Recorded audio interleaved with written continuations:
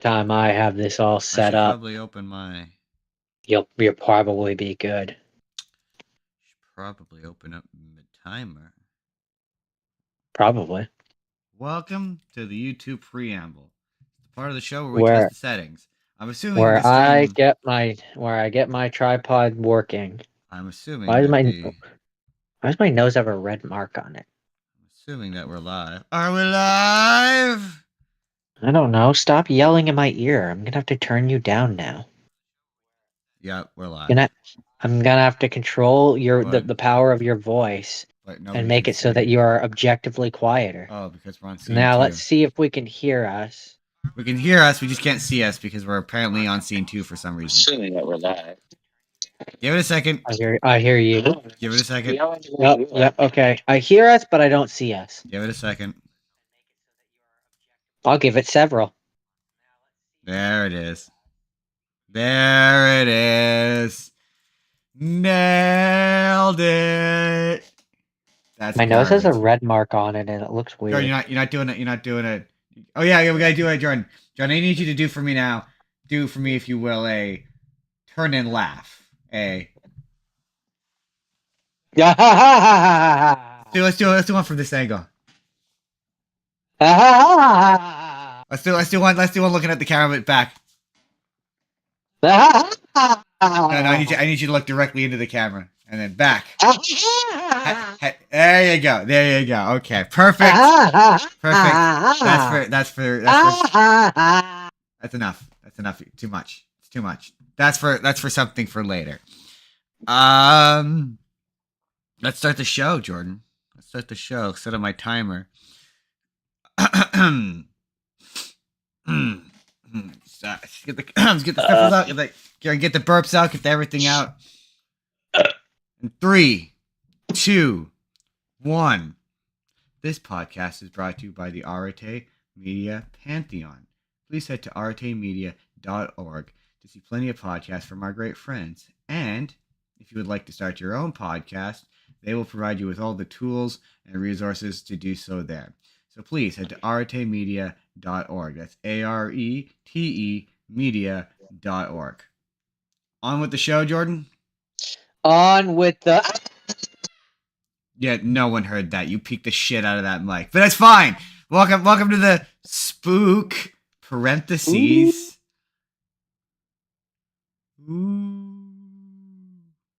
Of the moment. Parentheses E of the moment podcast. Hey, we did it! We did it! High five! Yeah, we nailed it. We actually managed to synchronize. Oh my god. Take that in. That's the moment. Mark it.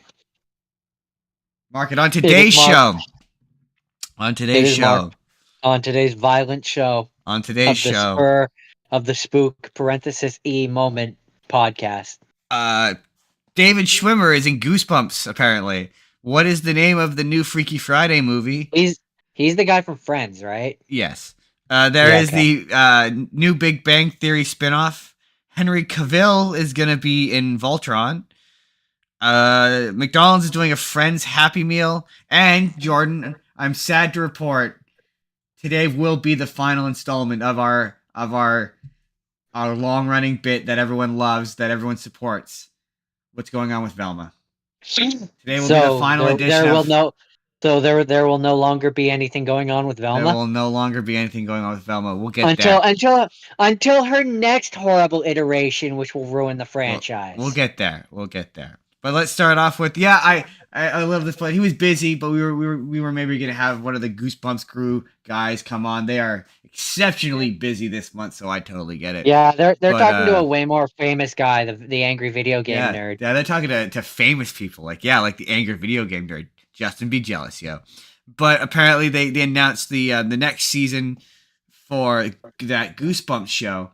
David Schwimmer's in it. He's Ross on Friends. He's Ross, right? He's Ross on Friends, yes. Okay, so is it going to be that someone ate his sandwich and then he goes like, "You ate my sandwich," and goes on a massive killing spree? I assume so, yes. And he's not playing a different character. He's just Ross. He's Ross from Friends. He's bitterly separated from the rest of the friends. He's just angry and bitter and depressed. And gone psychotic. Well, it does say that he has 2 twin children, so maybe he just kidnapped Monica's kids. He just kidnapped them and convinced them that they were his children instead. Because his children weren't good enough. His children were. Oh yeah, because he has his own children. Oh He yeah, I has a forgot. son and he has I a forgot. son and a daughter. I forgot he has his own children. But yeah, apparently this I guess this Goosebumps show is gonna be like an anthology thing where each season is gonna be like a new story.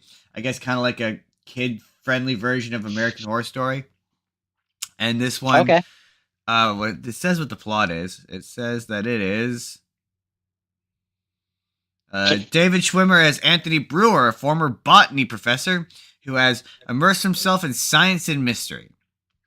And this new season will draw from Stay Out of the Basement, The Haunted Car, Monster Blood, The Girl Who Cried Monster, and The Ghost Next Door, and Welcome to Camp Nightmare.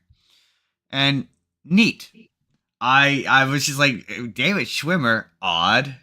That is odd, at least in my opinion, it's odd. I mean, yeah. I didn't really, I don't know how to say this nicely, realize he still had a career. Right? Well, I know that he's like directed a bunch of He stuff. directed and stuff, but I mean as an actor. As an actor, I mean, other than Madagascar, I don't know. He's kind of coming back now. He's done a few things recently. None of it's coming to mind, but But like his resurgence kind of happened yet again because of Friends. It Sort of kind of seems that came way. around when he did that reunion special, Sort of and seems it made that him way. made him relevant again. Yeah, it sort of seems that way. And then speaking of Friends, I don't have any. oh, why is my timer not going? Oh, dang it. That's okay. No, speaking of Friends, wait, Jordan, real quick, how long have we been doing this? Like a year? No, I mean now. Time. I don't know. Hold on, let me look. According to YouTube, I hit go on the timer, but the timer did not go. I can't tell. Dang it. That's okay. We're gonna Oh say wait, no. 6 minutes 51 okay. is what we're around in that period. Okay. So let's just say let's say 5 minutes. Okay, 5 minutes. We'll say 5 minutes off. McDonald's has announced that they're doing a 30th anniversary special Happy Meal box for Friends. And my question is, do the kids for their friends? No, for the TV show Friends. Oh. Do kids even know what Friends is? That was going to be my question, is do the kids even know what Friends is? Like it's a Happy Meal for kids, not like when they did the adult Happy Meal? Yeah, no, this is a Happy Meal for kids, presumably, yeah. It says, I don't get it.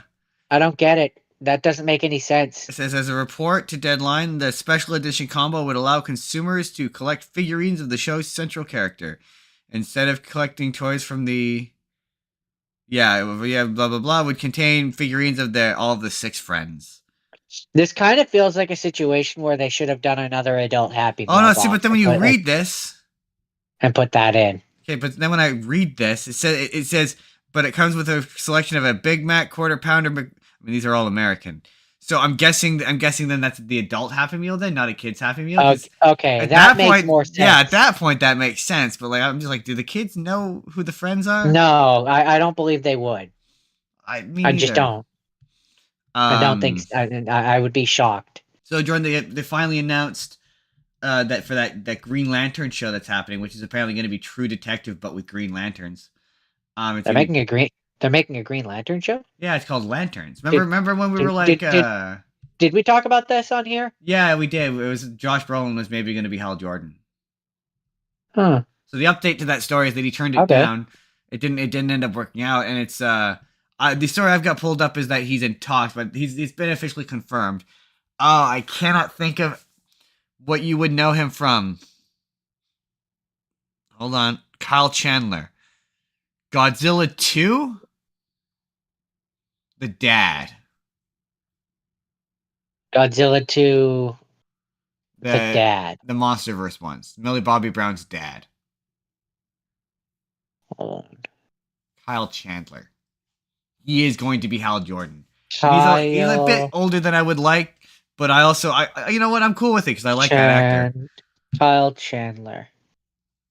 It's one of those ones I know you know. Fudge. I didn't even do that. That's okay. I don't see it. For Like what? I see him. I have him pulled up. I mean, I don't see him as Hal Jordan. I don't see it. I do see, especially like a more recent. He has kind of the vibe I could see. He's too old. Yeah, but that's kind of what they're going for with the series. Is they want like Hal Jordan to be. They basically want it where Hal Jordan is like an older cop, and Jon Stewart is like the up and comer basically. And it's basically they're like space cops. I don't. Yeah, I And need to it's an see it. older grizzled Hal Jordan. I need to. I need to see it in practice. I On paper, I don't see it. I'm not against it. I'm not against it. I want to like younger, but I see what they're going for. I understand what they're going for with this. Where it's like they want. Well, that's where I wouldn't for your maybe for a second season or something you bring in Jon Stewart, but for a first season when you're setting everything up, I would have had it be where Hal Jordan is the young one and Kilowog is the gritty detective that he's teamed up with. The idea though is that this is a DC universe in progress. So like the characters are a bit more in place. So I think that's why they're like no they want typically when they do Jon Stewart he is like being introduced into it. So I think that's kind of what they want, and I think they want multiple Green Lanterns to be able to show up. So like I think I know that Guy Gardner is going to be Superman. You can have multiple Green Lanterns show up. They just don't all have to be human. Yeah, but humans are cheaper. Yeah. And also, I think on paper, it's not doing it for me. I don't mind. It's like a. To be fair though, it sounds like the CW shows, and I like the CW shows. So like, a slightly more interesting and expensive one. Sure, why not? I'll give it a chance. I'll give anything a chance. So apparently, Jordan. Okay, now let's do it this way. Jordan, what do you think the sequel to Freaky Friday? What do you think the name is? What is its official title? Freakier Friday. Damn it! Did you cheat? No, I legitimately didn't. That was a legit guess. That was a legit guess. Kudos, man! You got it. You nailed it. It's Freakier Friday. Is it because you went for like the lamest possible answer? Yeah, pretty much. I tried to think of like what's the most cliche. There was a name. There was a moment there where I thought you had it pulled out. It was like I was like, "There's no way you got that first." No, that's good. That's good. Yeah, no, it's Freakier Friday. This is my screen. That's funny. Yeah, Freakier Friday. Yeah, that's what it is. With my Hellraiser Cabin in the Woods Final Destination list here. And it is apparently coming out. It's coming to theaters, which absolutely shocked me. That surprises me. I cannot believe that's not going straight to Disney Plus. But August 6th next year. Bless you. Thank you. That's seriously very impressive. Word 789 says with Lindsay Lohan. Yeah, Lindsay Lohan, Jamie Lee Curtis. Didn't they get like everyone back? Pretty well, yeah. Chad Michael Murray's coming back. I don't know. I think the grandpa died, so I don't know about him. And I don't know about the younger brother. But at the very least, Jamie Lee Curtis and and it sounds like they're all doing a swap. This is what the plot sounds like. It's like the daughter swaps, the grandma swaps, and the mom swaps. So there's a triple swap apparently happening. Yeah, it's just another example of a movie or show for me where it's like, okay, this is fun, but like 10 years too late. That's kind of my thing is like, yeah. But to be fair, I think Lindsay Lohan is in a place now where like she can do this stuff. Like she's got a kid. She's a bit more responsible. I don't know if 5-10 years ago she was in a place to do this. Yeah, that's true. But I'm not talking in terms of that. I just am talking in terms of movie making. Like, in terms of like, is this the space for this relevancy? Right now? Yeah, I mean, maybe because Jamie Lee Curtis won an Oscar, so there's that kind of pop. She does kind of have a popularity. I'm gonna get to see her a bunch next week. You know what I would kind of like to see a modern retelling of, and it would be fun to see Lindsay Lohan in a different role in the movie. Is I'd love to see a modern 2020 version of Parent Trap, and now she's the mother. That'd be kind of fun. That'd be. I know that. I think has Disney done a recent remake of that? No, they've done a recent remake of Freaky Friday. I don't think they've done one of the Parent Trap. That'd be kind of fun. I thought it was fun when she showed up in the Yeah, that's Mean kind of Girls. what they're doing now with these movies these days. Word 789 says like Dumb and Dumber 2 decades later. Yeah, decades later, like way too late. Where you're like, And where it's like, is this still relevant enough to warrant a sequel, or right? should it just have remained in the past 20 years ago where it Beetlejuice, was? second Beetlejuice has that vibe for me of like, this is like 10 years too late. Like, you guys struggled to make this, and now it just kind of feels like you're making it because you have to. I know Yeah. everyone says there's passion behind it, but it's so cynical. That movie just feels like, hey, he got dumped on for 5 years, for 10 years for making bad movies, and he needs to remind people that he made good movies at one point. Like, that's what that felt like. I don't know. Maybe next Halloween we'll watch So that yeah, for sure. when I hear about these movies where it's like this or that, or like those kind of This has ones, that vibe. I don't it disagree. Yeah, just yeah, it always gives me that vibe. it absolutely gives me that vibe. But like, hey, um, anything can be good. Theoretically. Theoretically, anything can be good. Theoretically. So, Jordan, they announced another Big Bang Theory spinoff. I feel like we're constantly talking about Big Bang Theory spinoffs. So I'm gonna kind of lump because we, So there's the Mandy one. yeah, There was Young Sheldon. yep. That was, What's now? What well, now? first I want to talk real quick because we never did talk about it because it just started to feel like we're talking about Young Sheldon every week, so I cut it for one of our shows.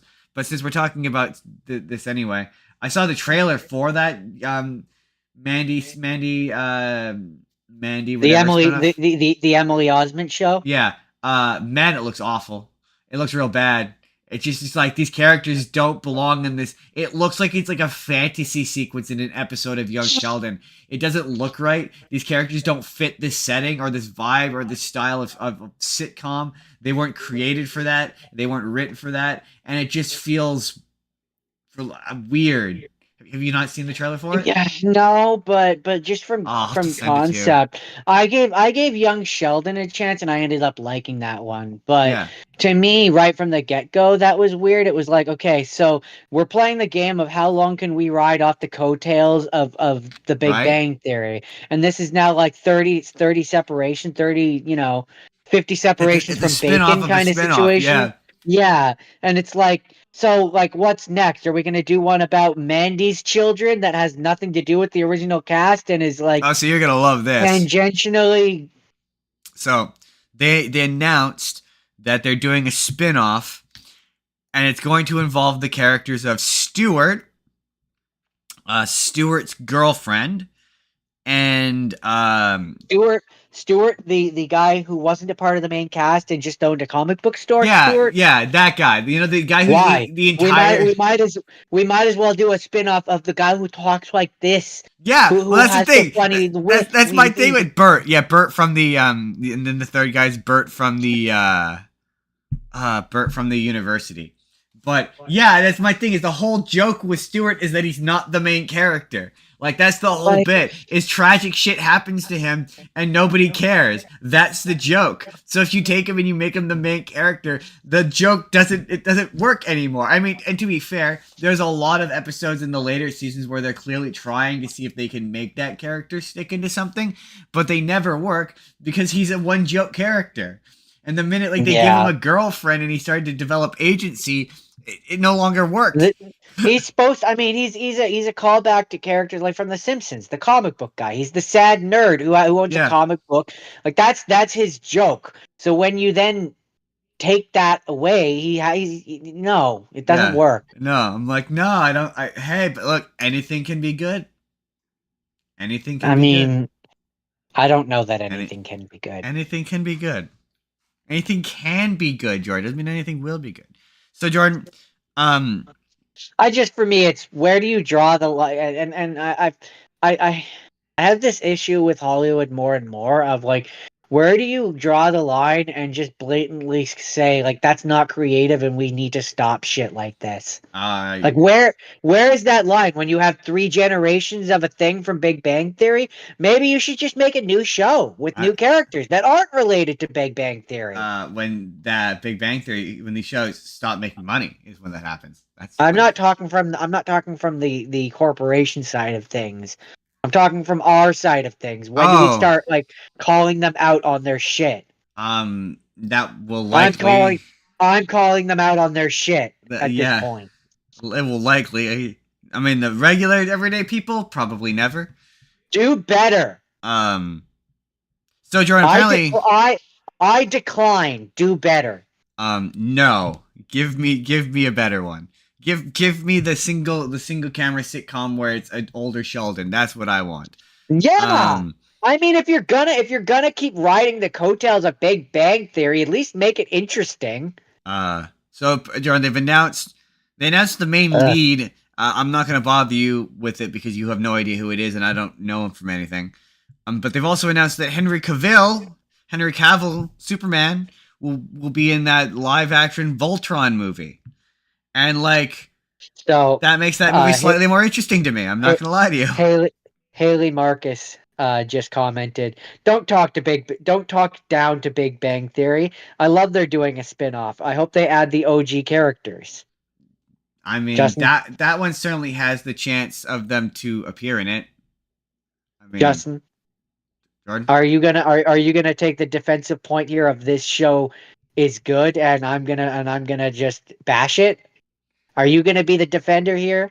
I mean, you also like Big Bang Theory, so what are we even doing? I like Big Bang Theory. I don't like these endless spin-offs, Oh, which I mean, I this would one I'm prefer. like, no, I would why? But I would prefer that they make a straight up sequel series yeah, in and this case, bring back some of the OG characters. in this case, it's like you're not even making a spin off of a secondary character. You're making a spin off of a tertiary character. So Yeah, it's like no, I'm not really interested in that. But no, hey, I I'd wasn't rather the interested in Young sequel. Sheldon, and I like that show. So I'd rather who the knows? sequel where we see Sheldon and Amy Farrah Fowler as parents, and we get to see Penny and Leonard show up as parents, and like Yeah. I want that To show. be fair, it was very admirable that Young Sheldon lasted as long as it did. Everyone, that was a very much every year that show would come back and people would be like, that show's still on? Yeah, and it turned out to be surprisingly better than the original. Who would have seen it coming? Better is a strong word. Different. It's different. They're two completely different. You're comparing Um, apples to oranges. so Jordan, they finally announced I'm not uh wrong. they're making a new Karate Kid movie, Jordan.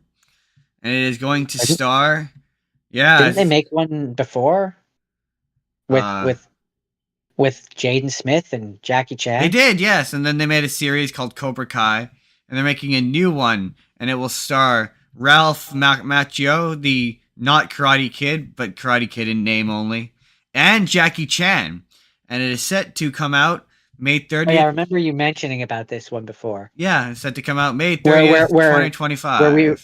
where we were like, so wait, does this link the new one and the old one? Do they exist in the same world? It Like, seemingly does, yeah. It's going to be called Karate Kid Legends. okay, I don't know. I need to see a trailer. I'm like, but then my I question is, will Jaden Smith come back? I know that they were looking for a new The Karate Kid. The better question is, do we want him to? Yeah, kind of, just for fun. Because I think it'll be fun. Because didn't he get weird? A little. Man, it turns out I don't have that much news this week. A little, yeah, he got a little weird, but yeah, kind of. I kind of do, yeah. Mostly, I just would like to see him and and like the guy from the original fight for some reason, which will make no It sense. would make no sense, but yeah, why not? Let's Like do it. like maybe they're both Why not? in a they're both in a tournament or something. I don't know. They're both in some kind of tournament, yeah. One of them's 50 and the other one's like 30. I don't know. How old is Jaden Smith now? Find out. Find out. And the I mean the guy from the original How old is Jaden Smith? the guy from the original has to be 50, right? He's 26 years old. How old is Ralph Macchio? He's apparently 62 years old. So, Joe, we can watch a 26-year-old man beat up a 62-year-old. Wow, Yeah, he's 62? Wow, he looks incredible for 62. So wait, how old is Jackie Chan? Let's find out. How old is Jackie Chan? Jackie Chan's apparently 70 years old. Okay, so then they'll have the guy from the original fight Jackie Chan. They're closer in age. I'm in there very much. So is it just gonna fight each other and then just have a heart attack? Oh, that was mean, Justin. That was a mean and rude No, thing you just no, said. Justin, that was mean. You should feel bad about yourself. Jackie Chan will kick his ass. I mean, if he doesn't break a hip first. I get it, because he's old! Yeah, He's but he's in old! amazing shape. He's in amazing shape because he's been doing stunts his entire life. He's an old man now, Jordan. You're an old man he of does 34. he does serious introspective movies now about what it means to be a foreigner. That's what he does. And then all my news stories, all my last news stories are all just Terrifier related. So Of course they are. we'll just fold those into Terrifier Town. So I guess we'll end the news, which if my timer's off, we've only done like 20 minutes of the news. I think my timer is off by 5 minutes. We moved on 25. That's okay, Justin. I feel like the rest of the show will take up enough time. So Jordan, it's time for a final installment of what's going on with Velma. What? How did Velma die? What put the final nail in the coffin of Velma? Well, Jordan, the report is that Velma has been canceled after 2 seasons. Finally. So Jordan, there will be no more Velma. We will no longer ask the question, what's going on with Velma? Oh, I mean, that's not fair. There will be some version of Velma which comes next, and it may be worse. It will not return for season 3. I don't think it will be worse, but it may be. It has the potential. I don't think it could. I don't think it could get worse. I mean, you know, to be fair, everything could get worse. Everything after the objectively best Scooby-Doo series, Mystery Incorporated. Seriously, it's objectively the best Scooby-Doo series. I'm not wrong. Jordan, you're not saying that I'm not wrong? I'm not wrong. If I'm wrong, then what is objectively the best Scooby-Doo series? I didn't say you were wrong. Exactly! Because I'm not wrong. Your silence confirmed my rightness. I will say I have a fond nostalgia in my heart for Scooby-Doo. Where Are You? Yeah, but it's not as good. It doesn't have themes.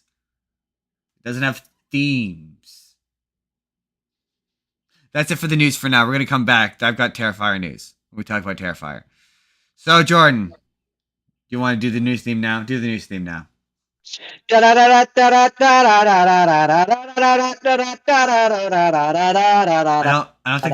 don't feel like that was the original news theme.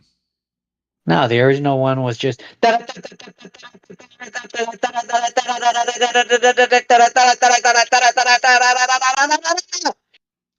doing the Donald Trump jerking off 2 men. No, you're milking the cow. I'm milking those cows. I'm milking them cows.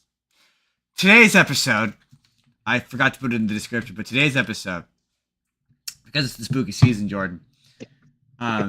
What do people do during Halloween season if not have costume contests where they dress up as their favorite costumed characters and judge each other and be like, ooh, that is the best costumed character. And Jordan, how is the best way to Jordan, I'm getting there. Let me cook. How is the best way to acknowledge that you have the best costume, Jordan? Oh, I see. I mean, a trophy with a personalized engraved thing. He got there. He got there in the end. He got there. He figured it out. You could pay to have that, or perhaps some sort of belt that says I am. Or let's say you want to dress up as a professional wrestler, you can get a belt and go as Hulk Hogan. They have rings or Macho Man. Or if you wanted to have stuff for all the losers, then they have a loser section, which probably could have custom engraved you're not so scary loser, or if you will, boozer. A boozer.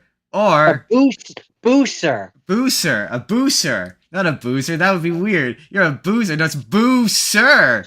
A booser. Yeah, a boo-sir. Let's say a friend shows up in a terrible costume. You can be like, here, your costume sucks. Here's a trophy to tell you how. But the important part is that once I put it in the link in the description, you click our link, you go to trophysmack.com. It tells them that we sent you, and it does all the good stuff. And they make good stuff like we got one of these guys. Just look at that. Look at the shine. Look, such good quality. Look at how we are an award-winning podcast, and enjoy the So quality. Feel that sheen. Listen to that.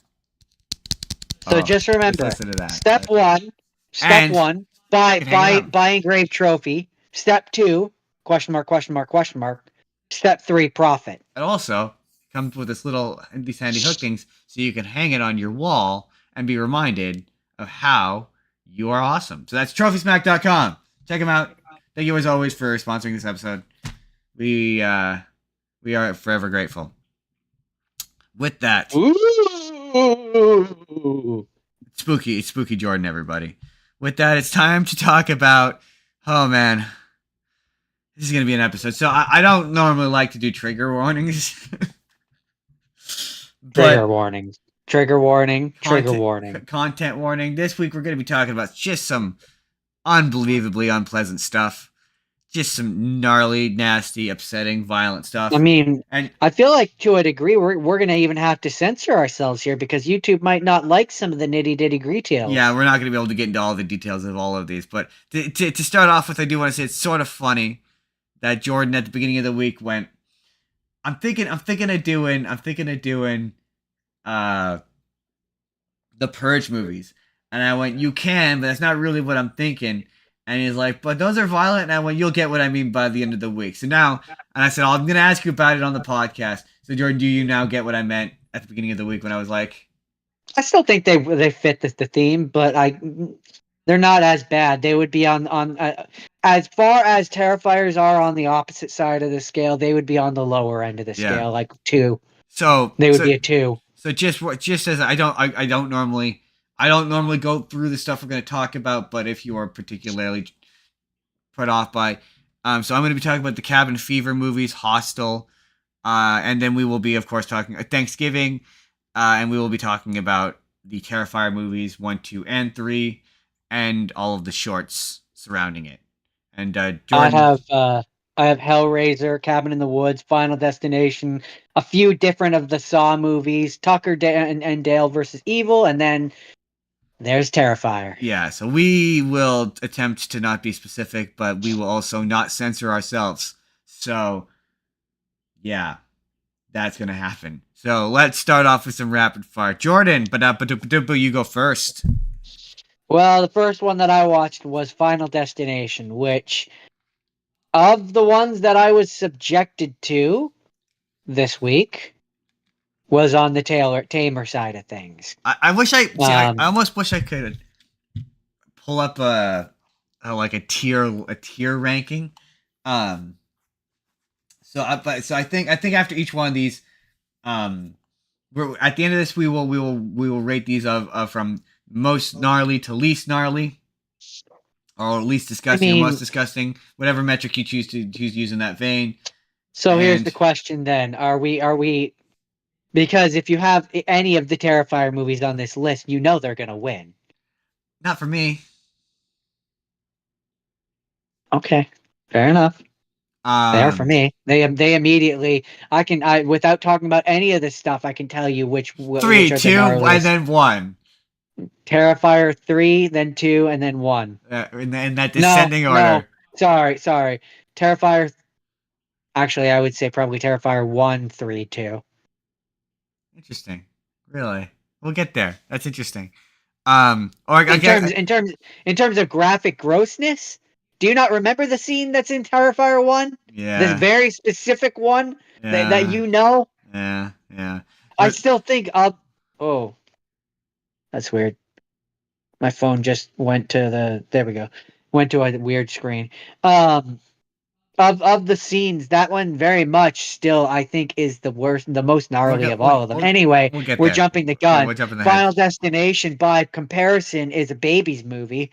There's not that. I mean, there's violence, but like it's what okay. It's the first one, so it's not that like. Sorry, I'm collecting my thoughts here. Um, when it comes to violence, I never really thought I had a line. Like, in terms of movies, I should say. Yeah. In person, very different. I want to, for the sake of clarity here, state I'm normal. Yeah, Um, I am a violence, normal person. I am a violence, normal like person. I don't like re- blood. real real not fictional violence bothers and upsets me. Yeah. But in terms of a movie, my brain is usually capable of being like, oh, that's not real, and deriving some sort of sick entertainment from it. Whether it's that cathartic, like everybody likes to watch gladiators fight, Yeah. you know what I mean? Like that kind of thing.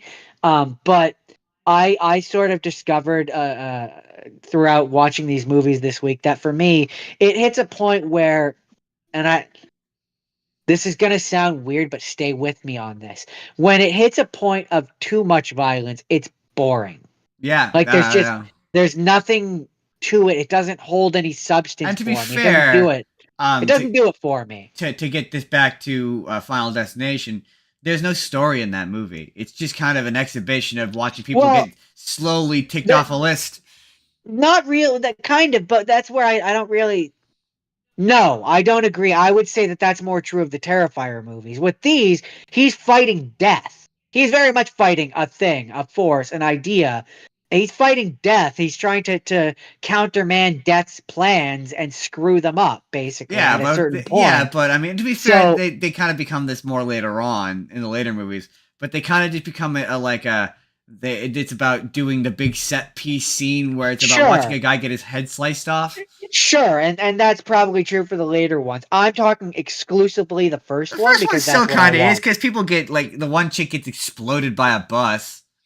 Again, though, they're trying to fight death. That's the idea. They very specifically say that it's death's plans that they're fighting Yeah, so it's against. just they're just getting checked off of Death's list of like it's just moving down the list until they eventually get them all. Like they don't, none of them survive the end.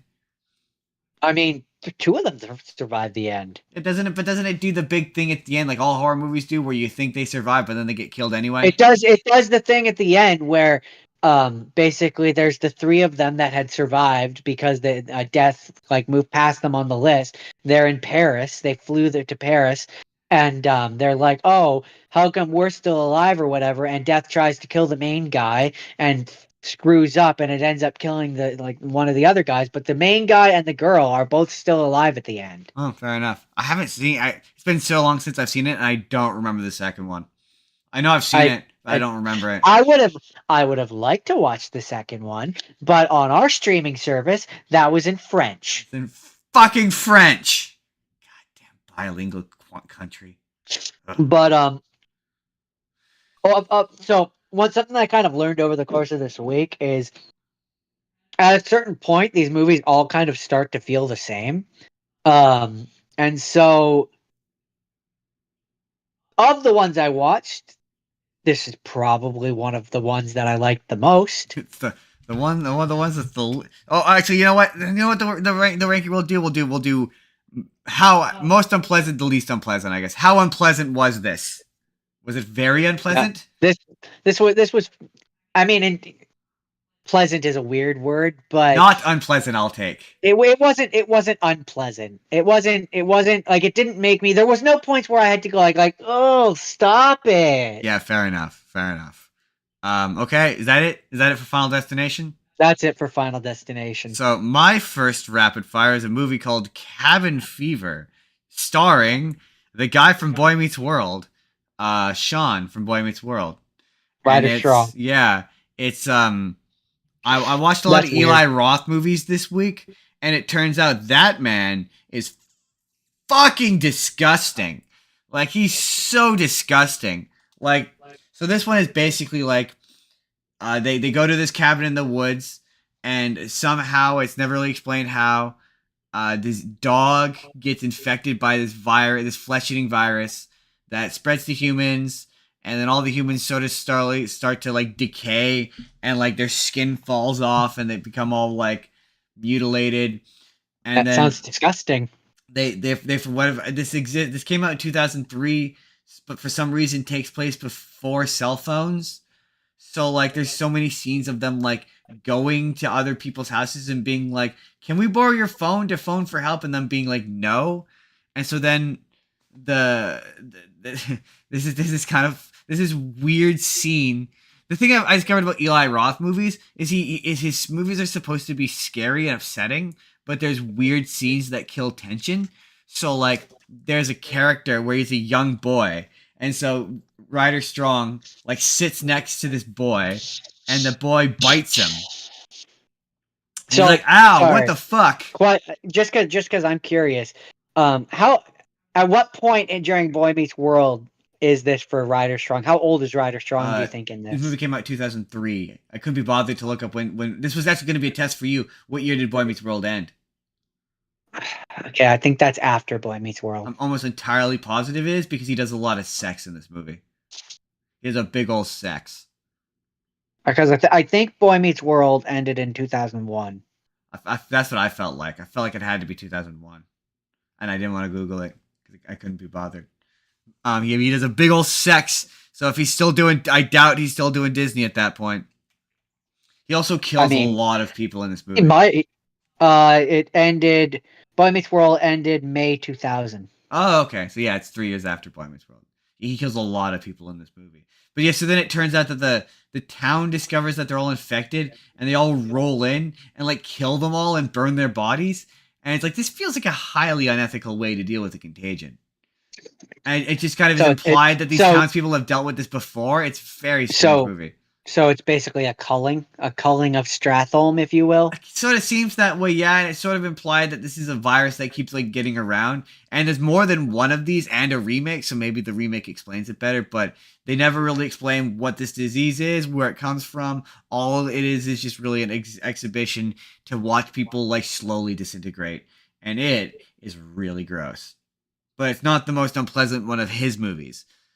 That's coming. That's it. It's Um, Cabin Fever. that's Cabin Fever. That's Cabin Fever. Okay. So I was trying to decide what order I wanted to do things in, and I think I know which order I'm going to do them in. Um, so uh, yeah, we'll get to it. Anyways, next one is Hellraiser, Oh yeah, I've which always wanted to watch that movie. which yeah, it was interesting. Everyone treats him like he's Um, an iconic horror character, but I like know nothing about him. I tried to read about him like one time, and the Pinhead, you mean? backstory's yeah, the backstory's so convoluted. He's So like a demon from like another universe, but he's like yeah, okay. possessing a So guy. that's where I was confused by this movie because I thought I thought Pinhead was going to be kind of a major thing in it and going to be in it a Yeah, doesn't he like lot. not show up to like the And very he's, end? yeah, so basically, Cold Notes version, the one bad guy who I guess is the main girl's uncle finds this cube and figures out how to open it, and then and this was early in the week, so I'm gonna be forgetting some of the details because it's been wiped out by other scenes of horrific violence. Um, Upsetting clown movies. um, you said it, not me.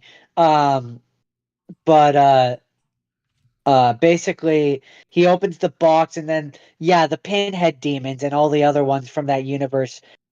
When you open it, they show up and want to kill you and turn you into one of them, if I remember correctly.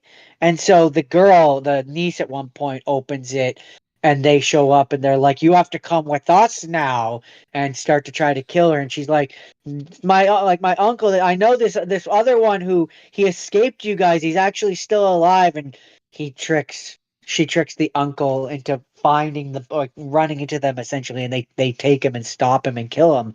But like the course of the movie, her stepmom keeps killing people and feeding them to the uncle, who is like when he first shows up is like a horrible skeleton like covered in blood, and then he gets more of his body back as he eats people, and he's like something like a cross between a zombie and a demon. It's very confusing.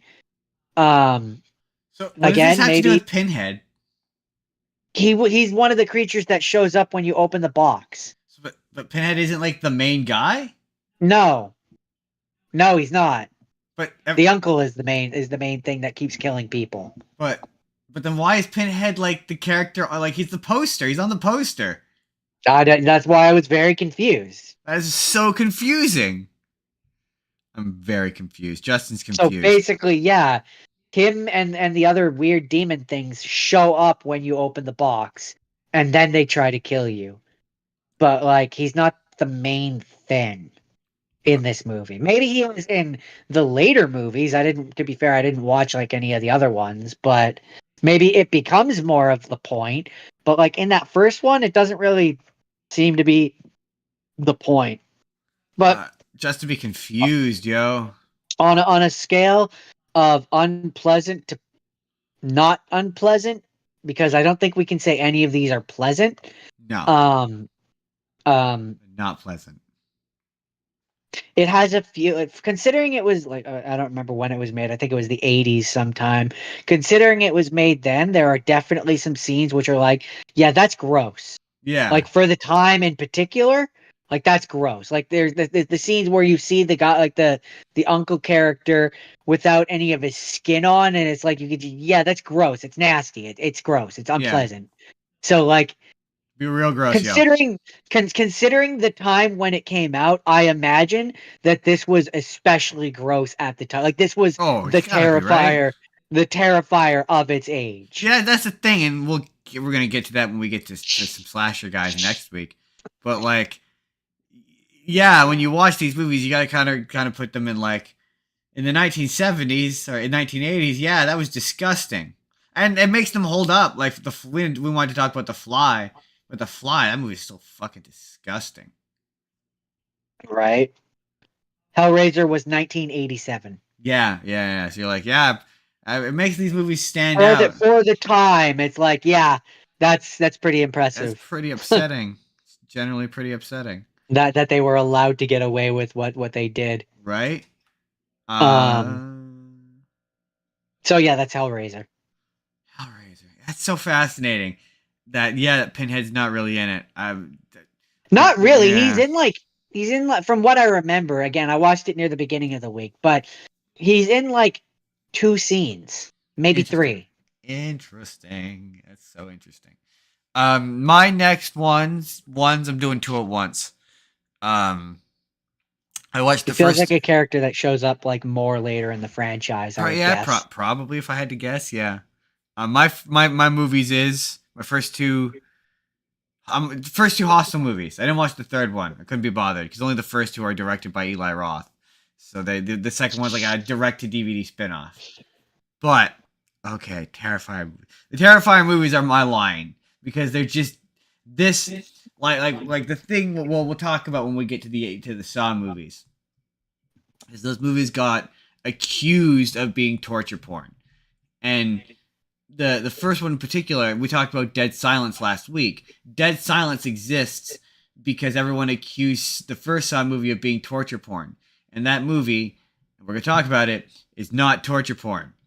This is.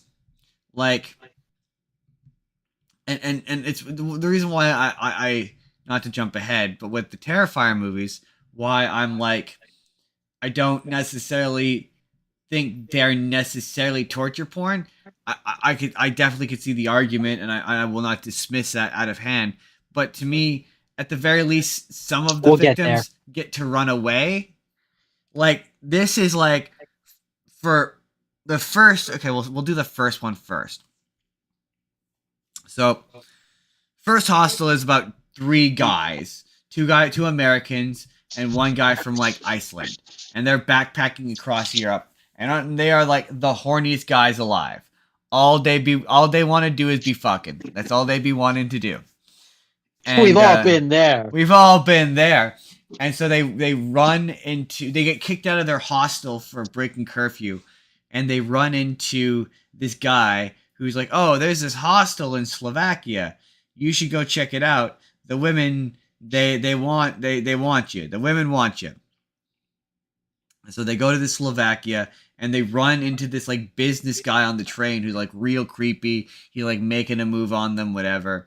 They get to this hostel, and this is like the first hour of the movie is just this they meet these girls and they start to develop this relationship with them. They sleep with them, um, and just out of nowhere, one of the three guys just disappears, and the hostel people tell him that he's left, and you see a quick flash. Oh, and one of the other people staying at the hostel is a Japanese woman has also disappeared. You see a quick flash of a scene of her just being like tortured, and there's just these scenes in this movie of people just being strapped to chairs while guys in like almost like surgical outfits just like dissect them and like cut them into pieces and like there's just very long sequences of just like yeah people it's like you said they're reveling in it but like they talk so like eventually it's revealed that this hostel is a front for this company called Elite Hunting Group, which is this company where rich people can pay an entirely too small amount of money, $25,000. They can pay, and they will bring you to this facility, this hostel, where you can essentially kill someone. So for the down payment of a very moderate $400,000 home, you can go do this. Not even 25 grand. 25 I grand. know. That's Yeah. what I said. The down payment Oh, of the a down very payment. Yeah. modest $400,000 Yeah. home. Small sedan, a brand new small sedan. Yeah, yeah, you could go. I'm like, that seems like an entirely, maybe, just to be fair, the movie I think came out 2003, so it might be, or 2000s, early 2000s. So that Okay, might, that, so with inflation, that's like what, 300 or it's still, $30,000? it's still like, I feel like that kind of I activity should be, at least be a million. at least I- half a At million. least half a million, right?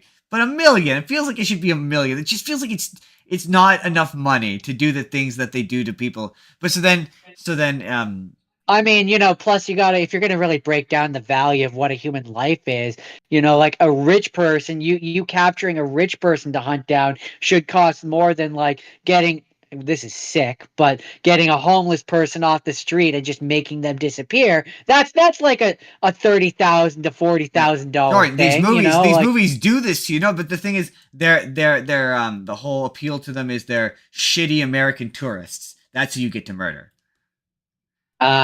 So ah, it's like people who okay. like you could explain away that oh they just disappeared in Europe. And that Yeah, yeah. So okay. but eventually they But, get but like, but what I'm saying is, like, if we're talking in an actual business sense, the value of what you're paying really should depend on the right. high value of the acquiring that is So necessary of said it individual. turns out that the one and I'm a the thing terrible is person. then the thing is That these movies have made me into a well, terrible yeah, person. the thing is, we're gonna talk about this when we get to the Terrifier movies. The thing that makes slasher films fun, in air quotes, is the people who get killed typically deserve it, or are deserving of it in some fashion, and you're like, yeah, they got theirs. Like, Like, oh, they're either, oh, they're so stupid they had this coming, or oh, they're bad people, or yeah, exactly. yeah. Like, in this one, it's just not that. It's just not that. It's just like there's a scene. So there's when they get the one friend. Eventually, they get the other friend, like the main duo, and he's got him like strapped into a chair, and he's just like screaming and begging for help. And the businessman they ran into on the train, turns out he's paid to kill him. And part of the deal is you got to get a tattoo that has like the club symbol on it or whatever. You have to kill a person, and it turns out that he always wanted to be a doctor or a surgeon, but he has the shakes, and so it's just him like slicing and dicing this guy like with a scalpel, like cutting pieces off of him and stuff. And they eventually they get the other friend, and he manages to escape and kill the guy who's about to kill him because the guy slips and slices off his fingers and like cuts his bindings. And so he manages to get out and he kills him and he escapes. And he manages to get out and he survives to the end of the movie. And the first one, it's just like, yeah, it was just unpleasant. It was just one of those ones where it's like, I hate it. I was like, I hate this. This is awful. Like, this isn't fun. There's no mystery. There's no intrigue. There's no like, there's no story. It's like, this is torture porn. There's no point to this. It's just needless, disgusting violence, torturing people who don't really deserve it, who haven't earned it. But it's not done in a creative way. And the people doing it, like at one point, you don't know him from anything, but there's that one of the American guys who like basically the one of the kids, he escapes and he pretends to be one of them. He kills one of the guys and he steals the costume and he pretends to be one of them. And he runs into an American businessman who is talking about like what he's gonna do or whatever. And he's like, "What are you gonna do when you get in there?" And he's like, "Yeah, I've slept with so many women, but this is a real rush or whatever." And he's in Suits. I don't know of anything you would know him in, but he always plays an asshole. Like he's always plays an asshole. And like, yeah, it's just like, are you sure he's playing? Yeah, because I saw another movie this week where he was a nice guy. So like, but okay, well, but maybe he was just playing in that one. Yeah, he's just got that kind of face.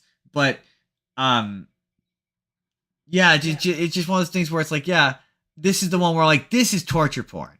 Like this is just killing people. So at the end, the guy gets away. And he's escaped with the other Japanese girl who has had her like eye gouged out. It's like, it's funny, you said eye shit made you, ugh. But at one point she has her eye gouged out and her eye is like hanging from her face, and he like has to like cut it out, and it's like, oh, please stop that, please stop that, please stop that. And I don't like eye stuff, man. I don't like eye stuff, and so he helps her escape. And it's like, oh yeah, you look fine. You know what I mean? You don't look great, but we'll get you an eye patch. And it'll be a cool eye patch. You don't have to. And she gets a like a look at herself in the mirror, and she starts to like they're at a train station. She starts to walk towards the train platform. And it's like, no, we'll get you a really cool eye patch, man. You don't have to. No, don't do that. And then she jumps in front of the train and explodes like meat. And it's like this, like dust. Yeah, it's awful. Awful movie. So then that leads to the second one. Does it have to? Yeah, because the second one's worse. Okay. So the second one immediately begins with the guy from the first one who has survived and is living, and for some reason he has his fingers back, even though they got cut off in the last movie. But whatever. He now has a girlfriend who is tired of him. Put them back on. Yes, yeah, but he has a girlfriend who now, who's with him, who is sick to death. He's having night terrors about this group of people and this club, and she wants him to stop whining about it, even though like it was really traumatic. I know, I saw it, and he immediately gets killed within like the first 5 minutes of the movie, just dead. And it switches to 3 other characters, one of which is, the show Lucifer? Yeah. It's Chloe from Lucifer. The main girl? The detective, yeah. Okay. Well, that's a weird coincidence. Yeah, and so it's her one friend, and her other friend who the movie coats as being either socially awkward or like autistic, just like really innocent seeming. She has her like little book. And yeah, they're same deal as the first. No, they're art students. They're art students who are living abroad in Europe, and they get convinced to go to a, you guessed it, hostel, the same hostel from the first movie for the weekend, and they begin partying. The difference with this one though is now you get to see the perspective of the people in the club. So there's sort of two plots going on. There's the girls and what's happening with them, and then there's 2 new characters. One of which is played by Roger Bard, who is the singing voice of young Hercules in Hercules, and is currently, I don't know if currently, but he did play Doc Brown in the Back to the Future musical. He and his friend are two businessmen, best friends who get up to who like to party together, and this is like the ultimate form of partying. They pay this money, Parter and murder, yeah, apparently. and the whole thing. So they get to select. So the Roger Bart, the young Hercules, he selects Chloe from Lucifer to murder, and his friend selects the other girl. And the whole thing is like they're watching them from afar or whatever, and they get to like actually party and stay in like a nice hotel or whatever while they wait, and then they get paged when it's their turn to go torture and kill these people. Um, and so while this is happening, he has kind of gotten to know her. And so eventually it finally comes to the point where they collect them, they tie them up, whatever. And the whole time it sort of seems like Roger Bart is the good guy. Like he's gonna save. So it's revealed you think he's gonna save them, and the other guy who the entire time has been like, dude, we gotta do this, dude. He's been super excited to do it. He wants to do it. He wants to do it. He accidentally slices the girl's face, and she starts screaming in pain, and he freaks out. He's like, oh my god, I don't want to do this. I don't want to do this. Like I don't want to do this. I'm out. I'm out. I'm out. I paid. I got what I wanted. I'm out. And Roger Bart like snaps and he becomes evil. And he has what is, in my opinion, the weirdest line in the entire movie, where she's like, yeah, you're like, or she's like, oh, the girl Chloe's like, oh, you're strong. He's like, yeah, I'm Hercules. And I was like, yeah, man, yeah, you are. I suppose you're technically Hercules. And then yeah, he snaps and goes full bore crazy and decides he wants to do a murder, and he gets his dick cut off. And you get to see it, and it's really gross. Okay. I have no words. I just okay. And yeah, there's like the one girl who gets killed is the friend who like she just doesn't deserve it. And there's just a very long scene of her naked, like just getting dismembered that goes on for like ever, and there's just no. It's how did you put it? How did you put it when you described Terrifier? There's no sense to it. There's no point. There's no no point to it. Yeah, it doesn't service anything. And so then the entire time in that movie, they keep telling you that the Chloe from Lucifer is rich. She's like, oh, I'm rich, I'm rich, I'm rich. And there's a point where the characters have a private conversation where they're like, she's so rich, she could buy this entire country. And so then it gets to the point where she's about to be tortured and killed by Roger Bart, and she's like, I would like to pay my way out of this. And they're like, how do we know that you have the money? She's like, I have the money. I want to pay my way out of this. I want to be able to like do whatever to get out of this. And they're like, oh, someone has to die, and that's when she is off his dangly bits. And the whole movie has been like taken in by this one chick. And so the last scene of the movie, because this all happens, nothing really happens for like most of the movie until like the last 10 minutes when all this disgusting shit happens. And then yeah, the movie ends. The final scene is like she's wearing an evil cloak, and she like pulls out the cloak, and she's got a scythe, and she just decapitates this woman, and then the movie ends. It is it is. This movie sounds fucked up, and it's awful. And the thing is, and this is this is the case I'm gonna make with at least with the Terrifier movies, and this is me leaping into my argument for the future. At least Art the Clown is kind of a fun character, like in the sense that he has a weird sense of humor, and he has his moments of being kind of funny. I know why you use the word fun. In this context, I feel like it's the improper word, but I understand what you're trying to say. He's a theoretically fun clown. He's a theatrical. He's a theatrical clown is how I would word it. Exactly, yeah. He's fun in the way like a Freddy or like a Jason is. Yeah. Yeah, in the way that like a Jason or a Freddy is. He's theatrical. That's how I would word it. Not fun. He's theatrical. Yeah. This is just a psychopath calling a woman the C word while he has his junk ripped off. Like it's not pleasant. It's not fun. Like the movie is an hour and I think it was like an hour and 24 minutes, hour and a half, and it felt like it was 2 hours long. Like it felt so long. Like it's the only time. It's one of the few times where I was tempted to just like when she was like using the scythe on her. I just wanted to skip it so badly. I'm like, I want this to end. I want this to end. It's all I want. Yeah, that's the Hostel movies. They're awful. They're awful fucking movies. So I have one more rapid fire, which is different, and then the other two are just Saw movies. So I'm just gonna lump those in with my Saw stuff. Well, I Um, will say, I've got two more, and I don't know if this is going to impact you. One of them is Saw X. So yeah, Saw. You could just lump that into my Saw section. cool. Okay. Just do Because that's one of the ones you that I want was talking you want me about. to just That do my last one then, and we can just do a Saw section? well, I have one more. Oh, you have one more before Saw section? Yeah, Oh, okay, yeah. perfect. Okay, never mind. Then go on. Sorry, go on. Sorry. Um, Sorry, did not mean to interrupt. So yeah, anyway.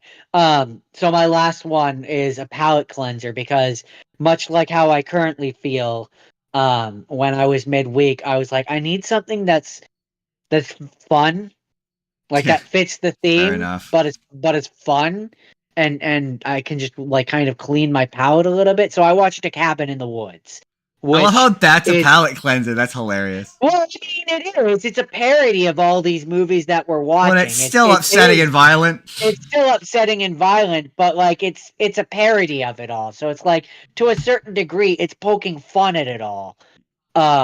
It's just the correct amount of violence where it doesn't offend my sensibilities. Yeah, no, I Um, know what you mean. um, so I love this movie. Um, it's like I said, a parody of all these movies. So you have your group of teens who are going to a cabin in the woods, but like behind the scenes, you have the scientists who are trying to make all the things that typically happen in a horror movie happen. They're pumping them full of chemicals to make them fit the Yeah. archetypes. Like it's so fun. And then meanwhile, you have the stoner who It's on academic scholarship. What are you because talking he's on about?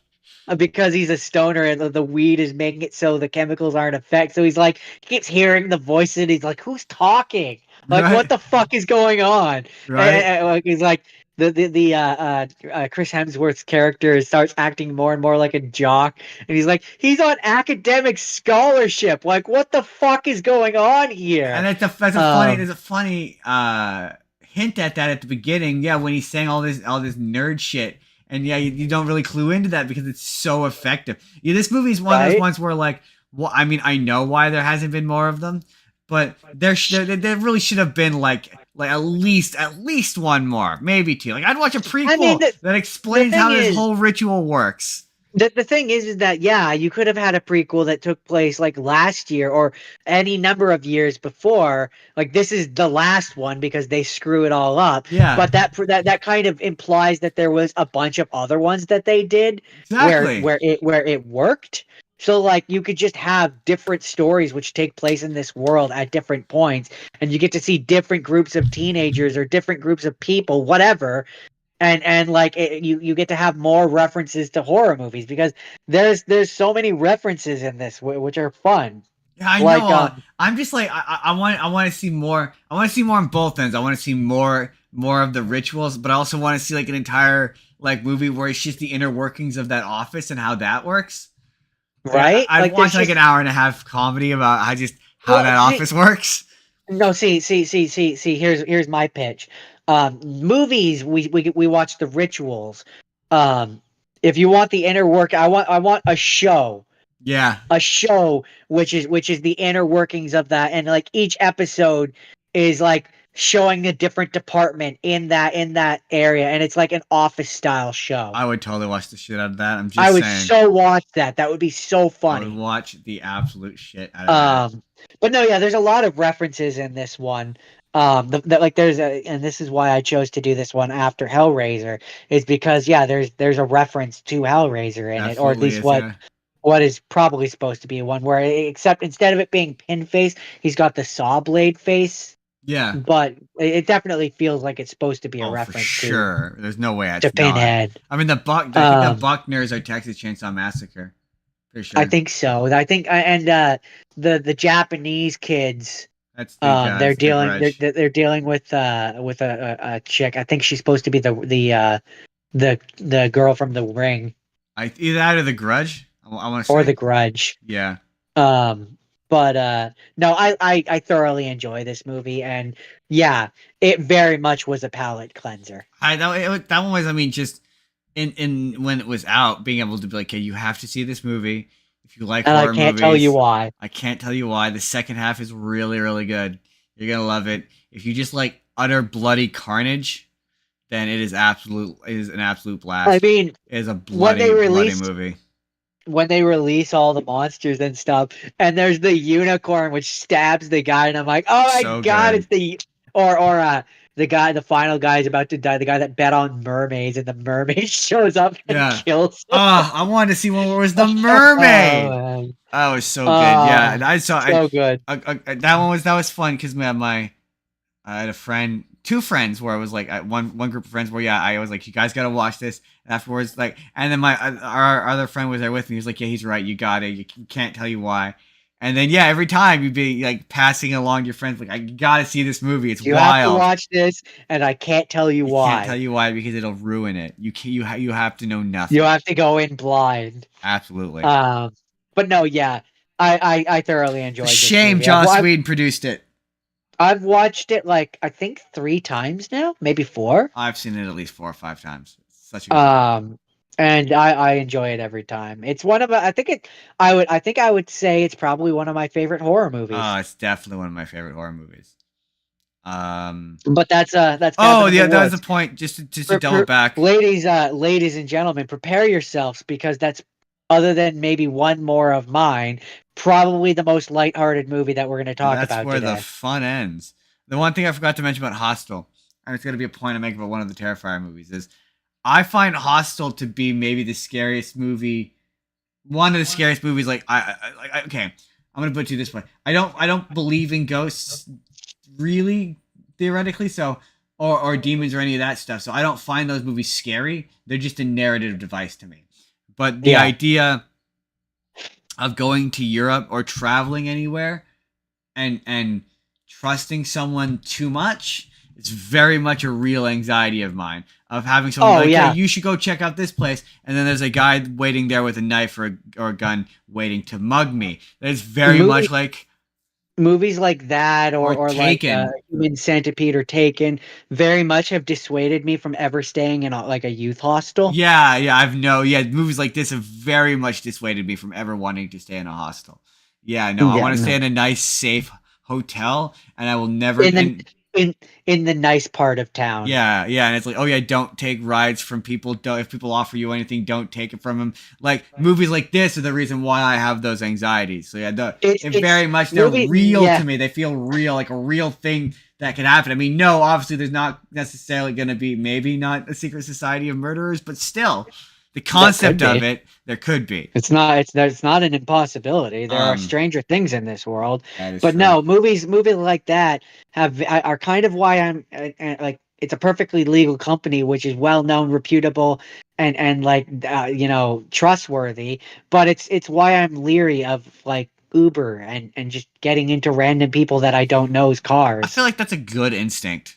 I feel like that's good. So anyway, I say that to say my next one, because I think this week is Thanksgiving. I'm told, Yeah, not American Mon- Thanksgiving, but good old Canadian Thanksgiving. Monday is Canadian Thanksgiving. Good old Canadian Thanksgiving.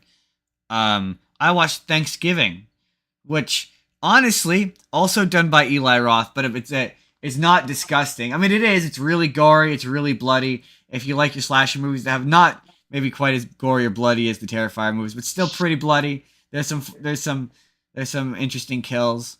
And the story of it is very basically, there's a Black Friday sale, and a bunch of people get trampled and killed. In particular, one woman, she gets trampled and killed, Oh, so it's and just real life. you get pretty much. And the following year, basically the whole thing is they have they're having this Black Friday sale on Thanksgiving because Black Friday is supposed to be the day after Thanksgiving. And yeah, so there's Oh, this big riot, okay. big old riot. And the next following year, a guy wearing he's a particular person, John something, I don't know the actual figure's name. John Cena? No, not John Cena, but it's like a pilgrim mask, Can't is going around can't do town. this. He's going around town killing people, killing a bunch of kids. Because the whole thing is the Ooh. kids, some of the kids got in early and they caused the riot. So he's out for a big revenge. And if you've ever seen Scream, it pretty much follows all the rules of a horror movie villain, where like he has superpowers until you find out who he is, all that stuff. Not going off alone, all that jazz. There's a mystery of who it is.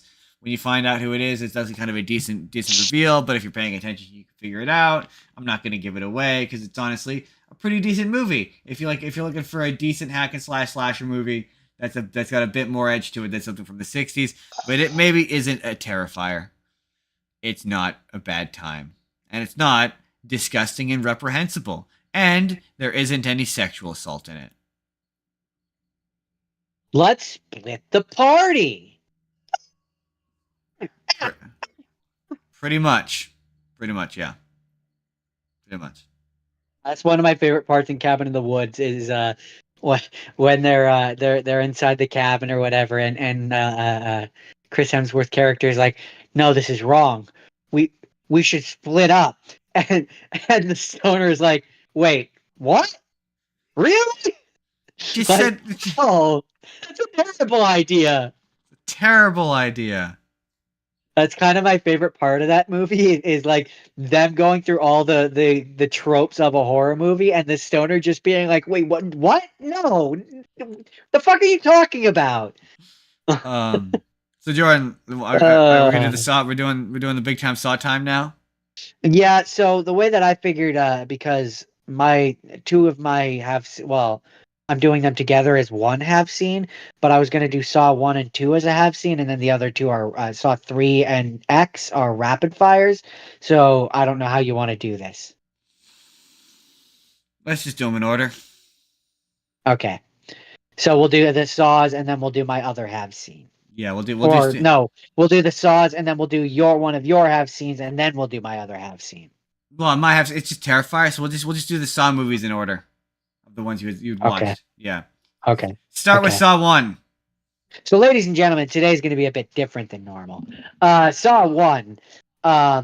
So for years I had to listen to people talk about how the Saw movies in general are torture porn. And after seeing Terrifier, I say they're wrong. After seeing actual torture porn.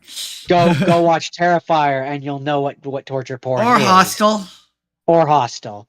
I didn't That's watch torture that, so porn. I can't speak to that. But Saw 1 in particular isn't that bad. No. I mean, arguably the most gratuitous scene in that is when he uses the saw to chop off his own foot. And they cut away.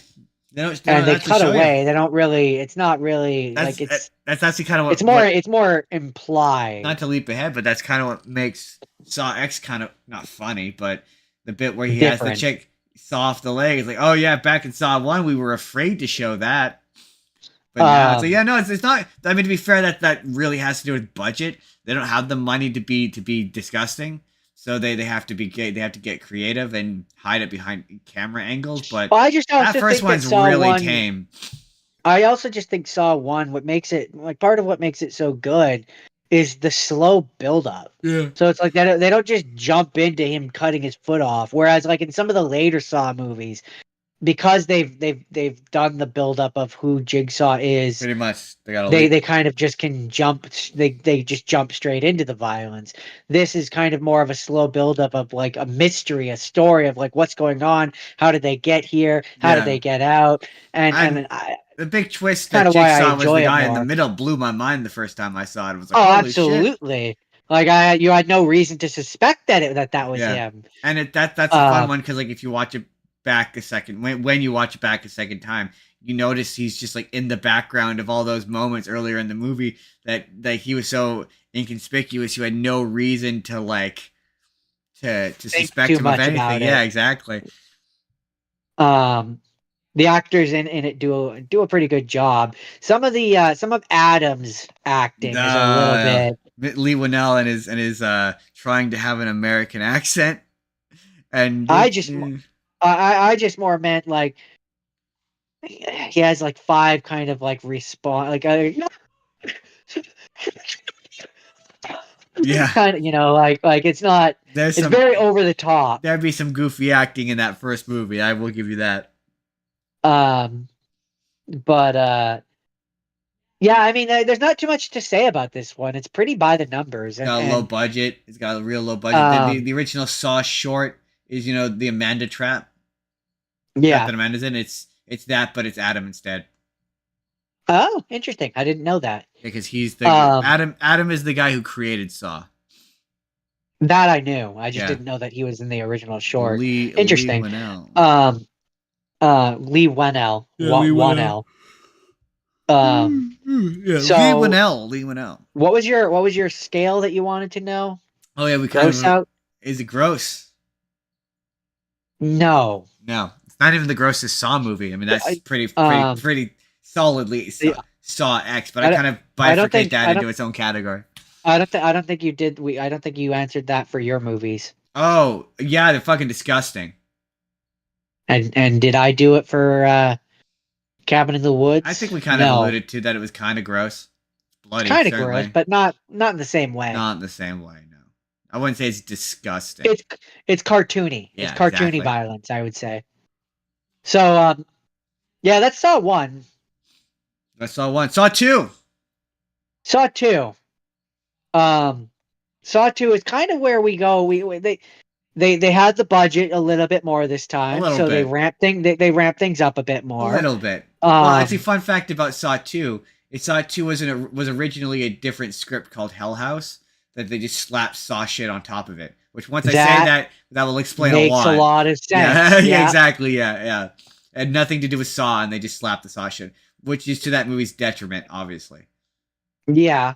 So that one's Saw 2. How do I word this? It's definitely, it ramps it up a bit more. The scene where the girl puts her hands up in and it's got the razor blades and she's Yeah. bleeding out.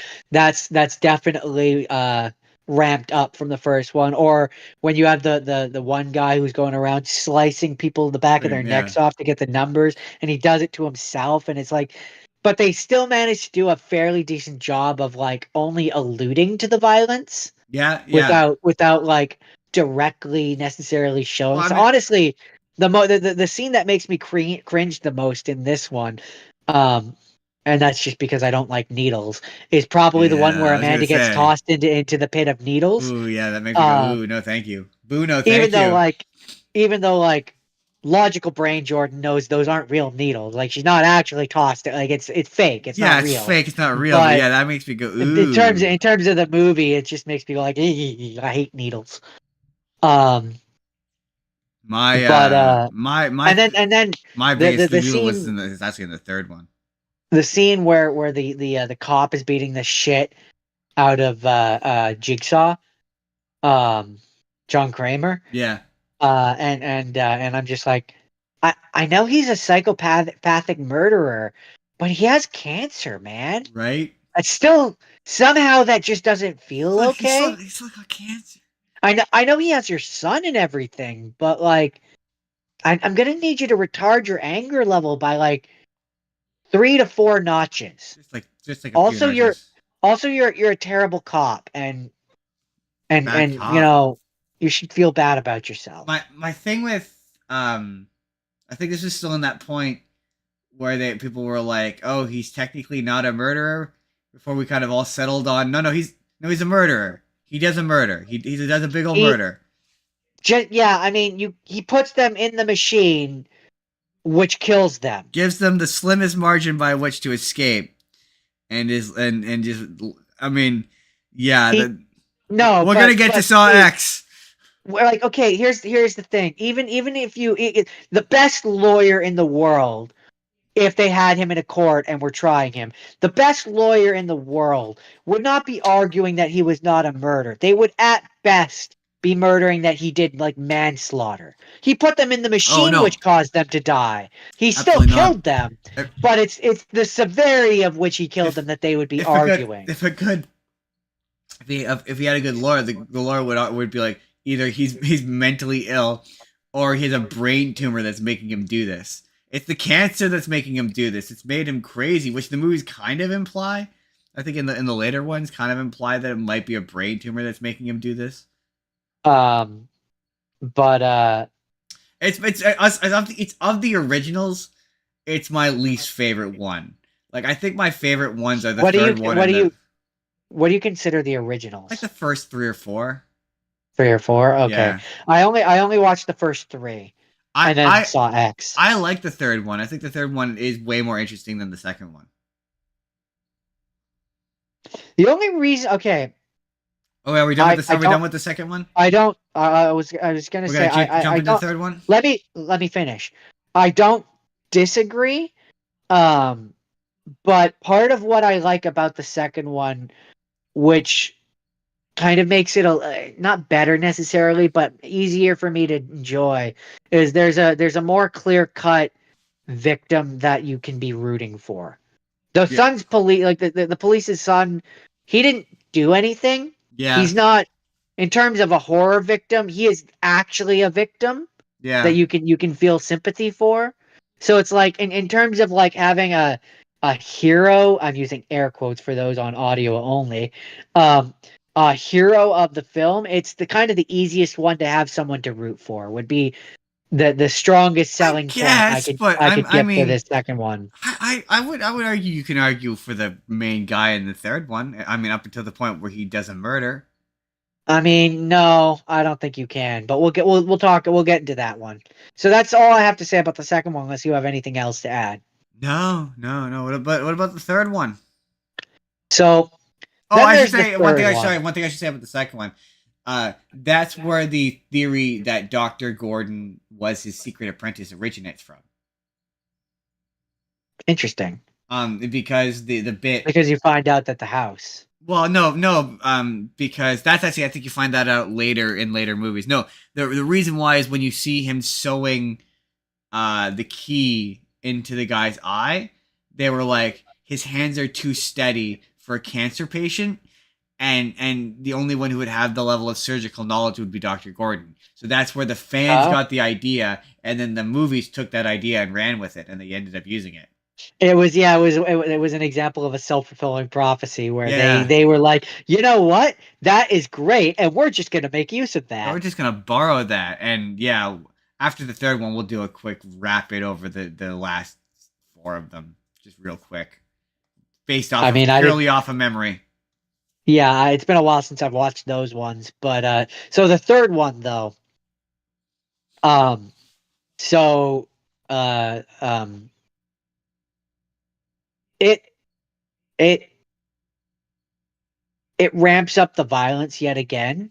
Yeah, that's the one where Um, when they're doing brain surgery, that's one that this one's gross. Like when she's I doing yeah, brain surgery on him, that's one where I I went, "Stop that, please." It ironically, made me yeah, queasy. the part which is grossest to me is the part which is just like an everyday surgery. Yeah, what's funny is apparently that's only allowed because it's apparently reasonably accurate. I could believe that.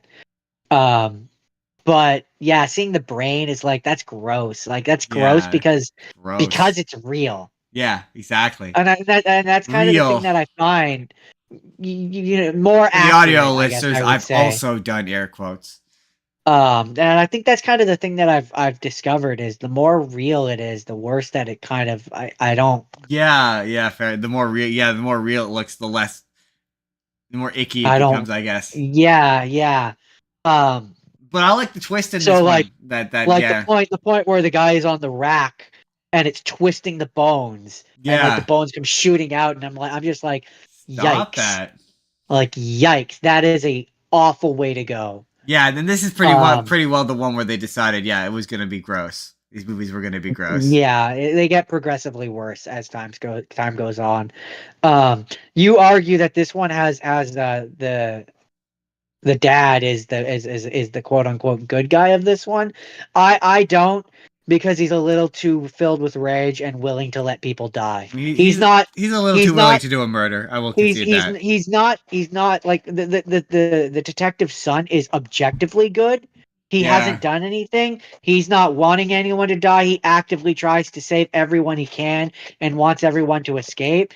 This guy wants these people dead. Yeah, he decides to help them just way too late. Like he Just wants them like dead. just like way too late. Um, but yeah, I mean, also Amanda in the second one, like so in the second one, she is like a nice-ish person, and then in this one, she's just a raging psychotic bitch. Yeah, I seem to recall there being a reason for that. That like why she just seems like she's a completely different character in this movie. I I don't I would I I don't would just like assume her as a I character I would generally. just assume I don't remember if they actually said this, but I think in this one she's using drugs again. Yeah, yeah, I think is it I think is the implication. yeah. I think they pretty much straight up say it. Yeah, at one point. But no, I like the Um, twist at the end that you find out that the doctor who's been helping them is the guy's wife. I do think that's a fun twist. Uh, yeah. and yeah, Um, I quite like this one. It's not. I think it's maybe one of my favorites. And yeah, the separation would be Jordan. Um, the first three is the Jigsaw trilogy, and then the second half is the Hoffman saga. okay, so yeah, this is the end of the original trilogy Yeah. then. So the Hoffman saga is the fourth, the fifth. Well, really, it's the fifth, sixth, and seventh because the fourth is kind of an epilogue because it's sort of Jigsaw is kind of still in it, and it's when you kind of learn about Hoffman being a thing, and then yeah, the fifth, sixth, and seventh one are he's the main bad guy, like the main bad guy, and that those Oh movies are about yeah, breaking and him. this one ends with he kills John Kramer's throat with the power saw. Then he finds out that Jeff finds out that his daughter was kidnapped, Yeah, and he has to do it. He has to do another test, which I think they did in the fourth one. I think so. No, he dies. I think he ends up dying. I think. I mean, he's still alive at the end. Hoffman, or not Hoffman, The dad. the dad, Jeff. I think that because like the from what I recall, the fourth one is basically a detective is like becoming Jigsaw or whatever, and the big twist of that one is it takes place at the same time as the third one, and I think the detective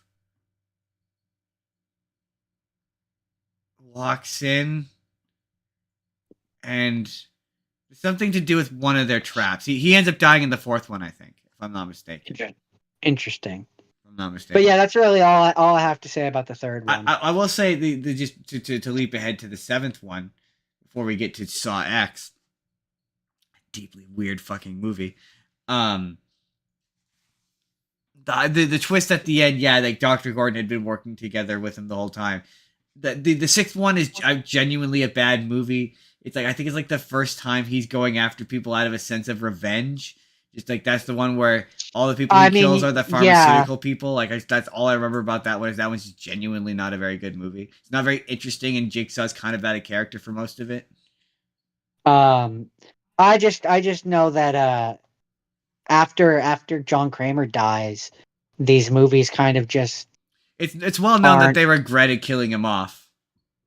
Well, which like is what were why you gonna Saw do? X You begot why? I mean, my thing brings is him like, back.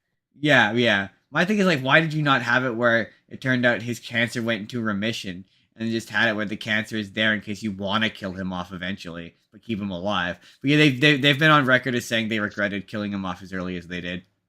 I mean, it was kind of a bad choice. It kind of was Um, kill your main I villain out of your franchise. Yeah, yeah, it is. well, I mean, yeah, if you they needed at least I think another movie, maybe two, where he was around and training like you see him training an actual apprentice who's not Amanda. Yeah, who's not Amanda and who Um, doesn't suck. Well, that's what Hoffman um, was supposed to be, and but then Hoffman no, wasn't really I all that know, but interesting either. Hoffman wasn't good either. I like you needed to see him like training Gordon or something. Yeah, so that would have been way more interesting. And I will say, yeah, the Um, twist of finding out that Dr. Gordon was working with him the whole time, that was kind of like, oh my god, I can't believe they actually did that. Like, that's surprising. right. Um, Yeah, but let's. sorry. I was gonna say, do you want to move into Saw X? Let's see if. Yeah, God, what yeah. a weird fucking movie. So It's okay, so weird. It's so weird. I watched it the second I time and it was just as weird as the first time. I watched this just before the stream. And so okay, this one's weird because it really wants to treat John Kramer like it wants you to forget because this takes place between Saw 1 and Saw 2. Um, so he still has murdered a bunch of people at this point. Yeah, he's killed a Um, bunch of people. and it wants to treat him like he is not a bad guy. Like you're supposed to Yes, feel bad. it's so weird. They want you to sympathize with him. The two funniest scenes in this movie are the one where he's at the orderlies in the hospital, and he sees the orderly, and he fantasizes this whole jigsaw trap for him, and then the orderly decides not to steal, and he's basically like, "Oh yeah, you don't know what you just avoided. You don't even know You how don't close even- you were to just being a victim in one Oh of my senseless murder god! traps. Oh my god! The things I was about to do to you.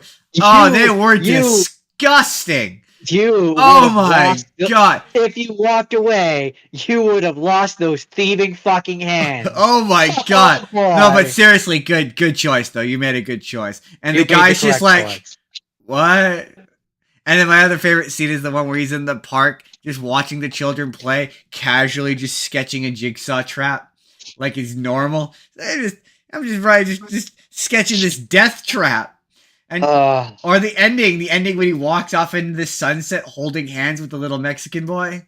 And Amanda. And this movie is so weird. Like they're one happy family, and this Mexican kid, as far as he's concerned, he just escaped from this death trap that the scary lady put him and this kind old man into. Right? He doesn't know that he's walking off with a He barely mass speaks murderer. English. He has no idea what's He barely happening. speaks English. He has no idea what's happening. No so idea it's like, what's happening. It's this weird, what who. Yeah, it's weird. But that being said, to me, it's still nowhere close to the levels of Terrifier. Yeah, but it's very definitely like trying to be inspired. like It's inspired, and it wants absolutely. to be. It absolutely is like, to be. oh, you want to be disgusting, Terrifier? We did disgusting first. We did it first. Look at how disgusting we are. We're showing them on the leg this time. Yeah, but see, and so this is the. I don't know how to word this without it sounding weird. Yeah, it shows you the violence a little more than it did in past Saw movies, but it's still tame is not the right word.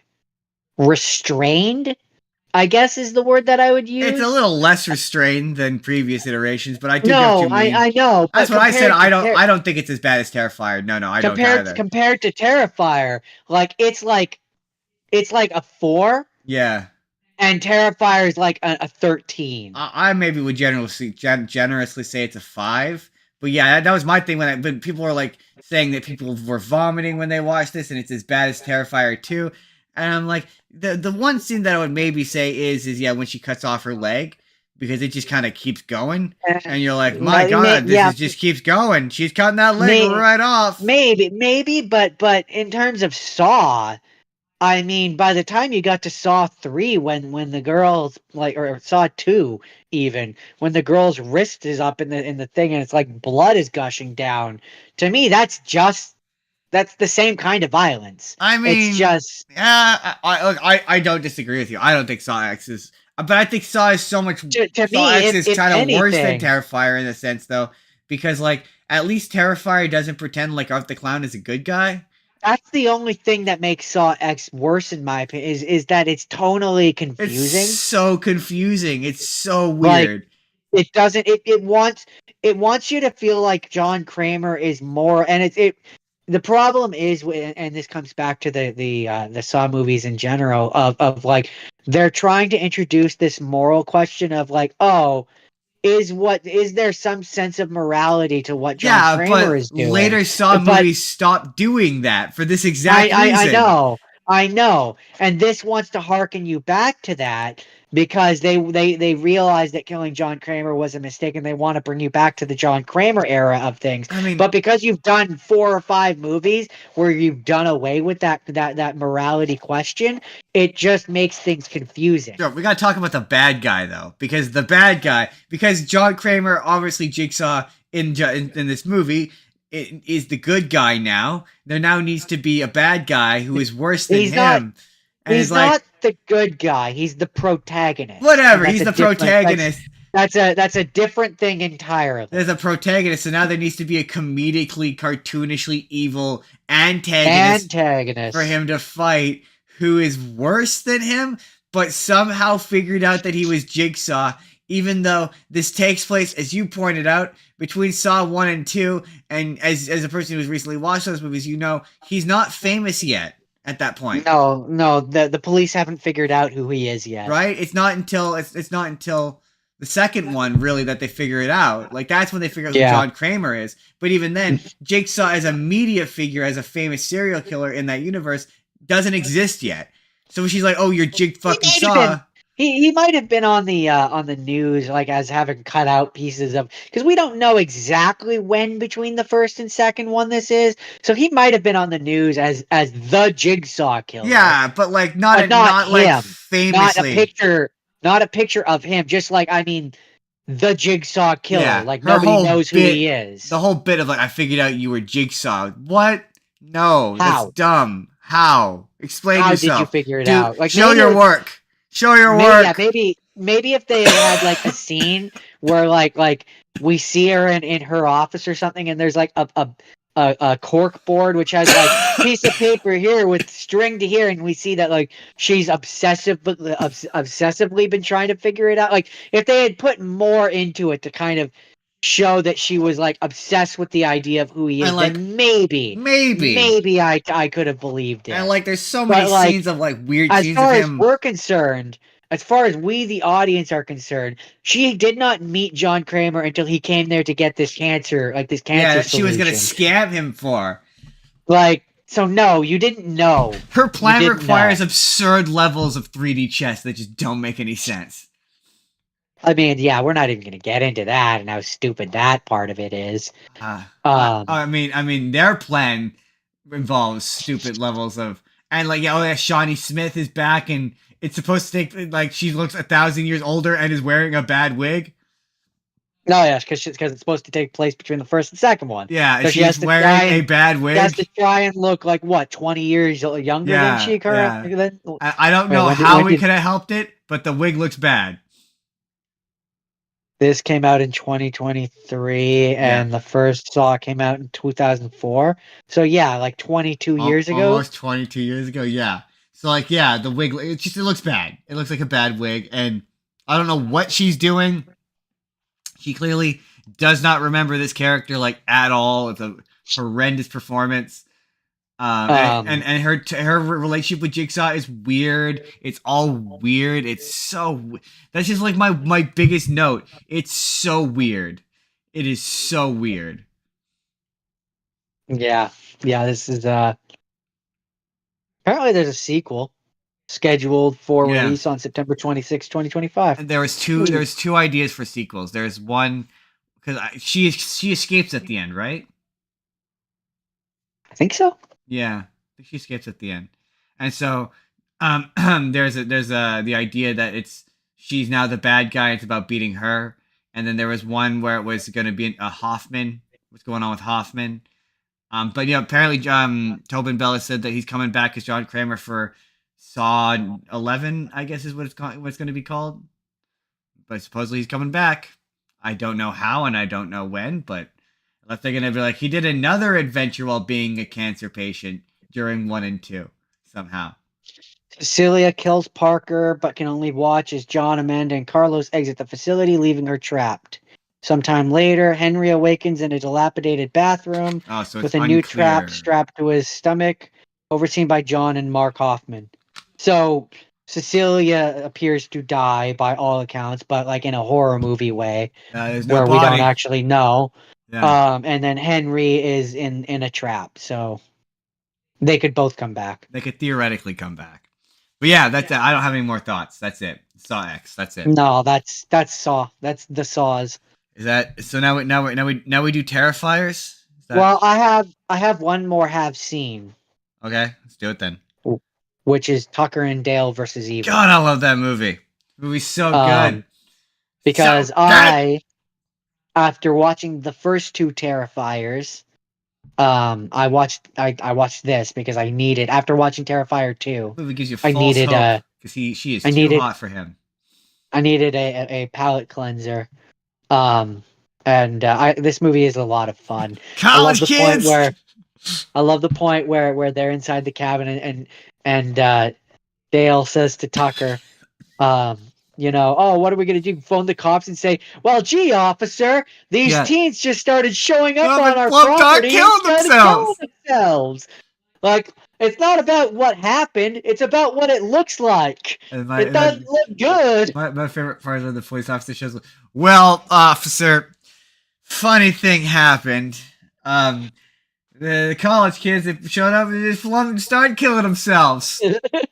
Oh, who would have figured? There's apparently a How cut stupid do you somewhere. think I am? There's a cut somewhere. At least I thought I read somewhere. There's a cut somewhere where it's entirely from the college kid's perspective, and it's cut Oh, completely really? differently. Yeah. That's funny.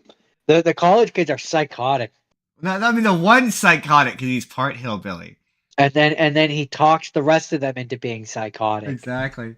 There's a lot of ones. One of Uh, my favorite ones is the black guy who runs in. He's like, oh, and just jumps trips into it. the Yeah. and, yeah, jumps into the pit and impales himself, or the one which who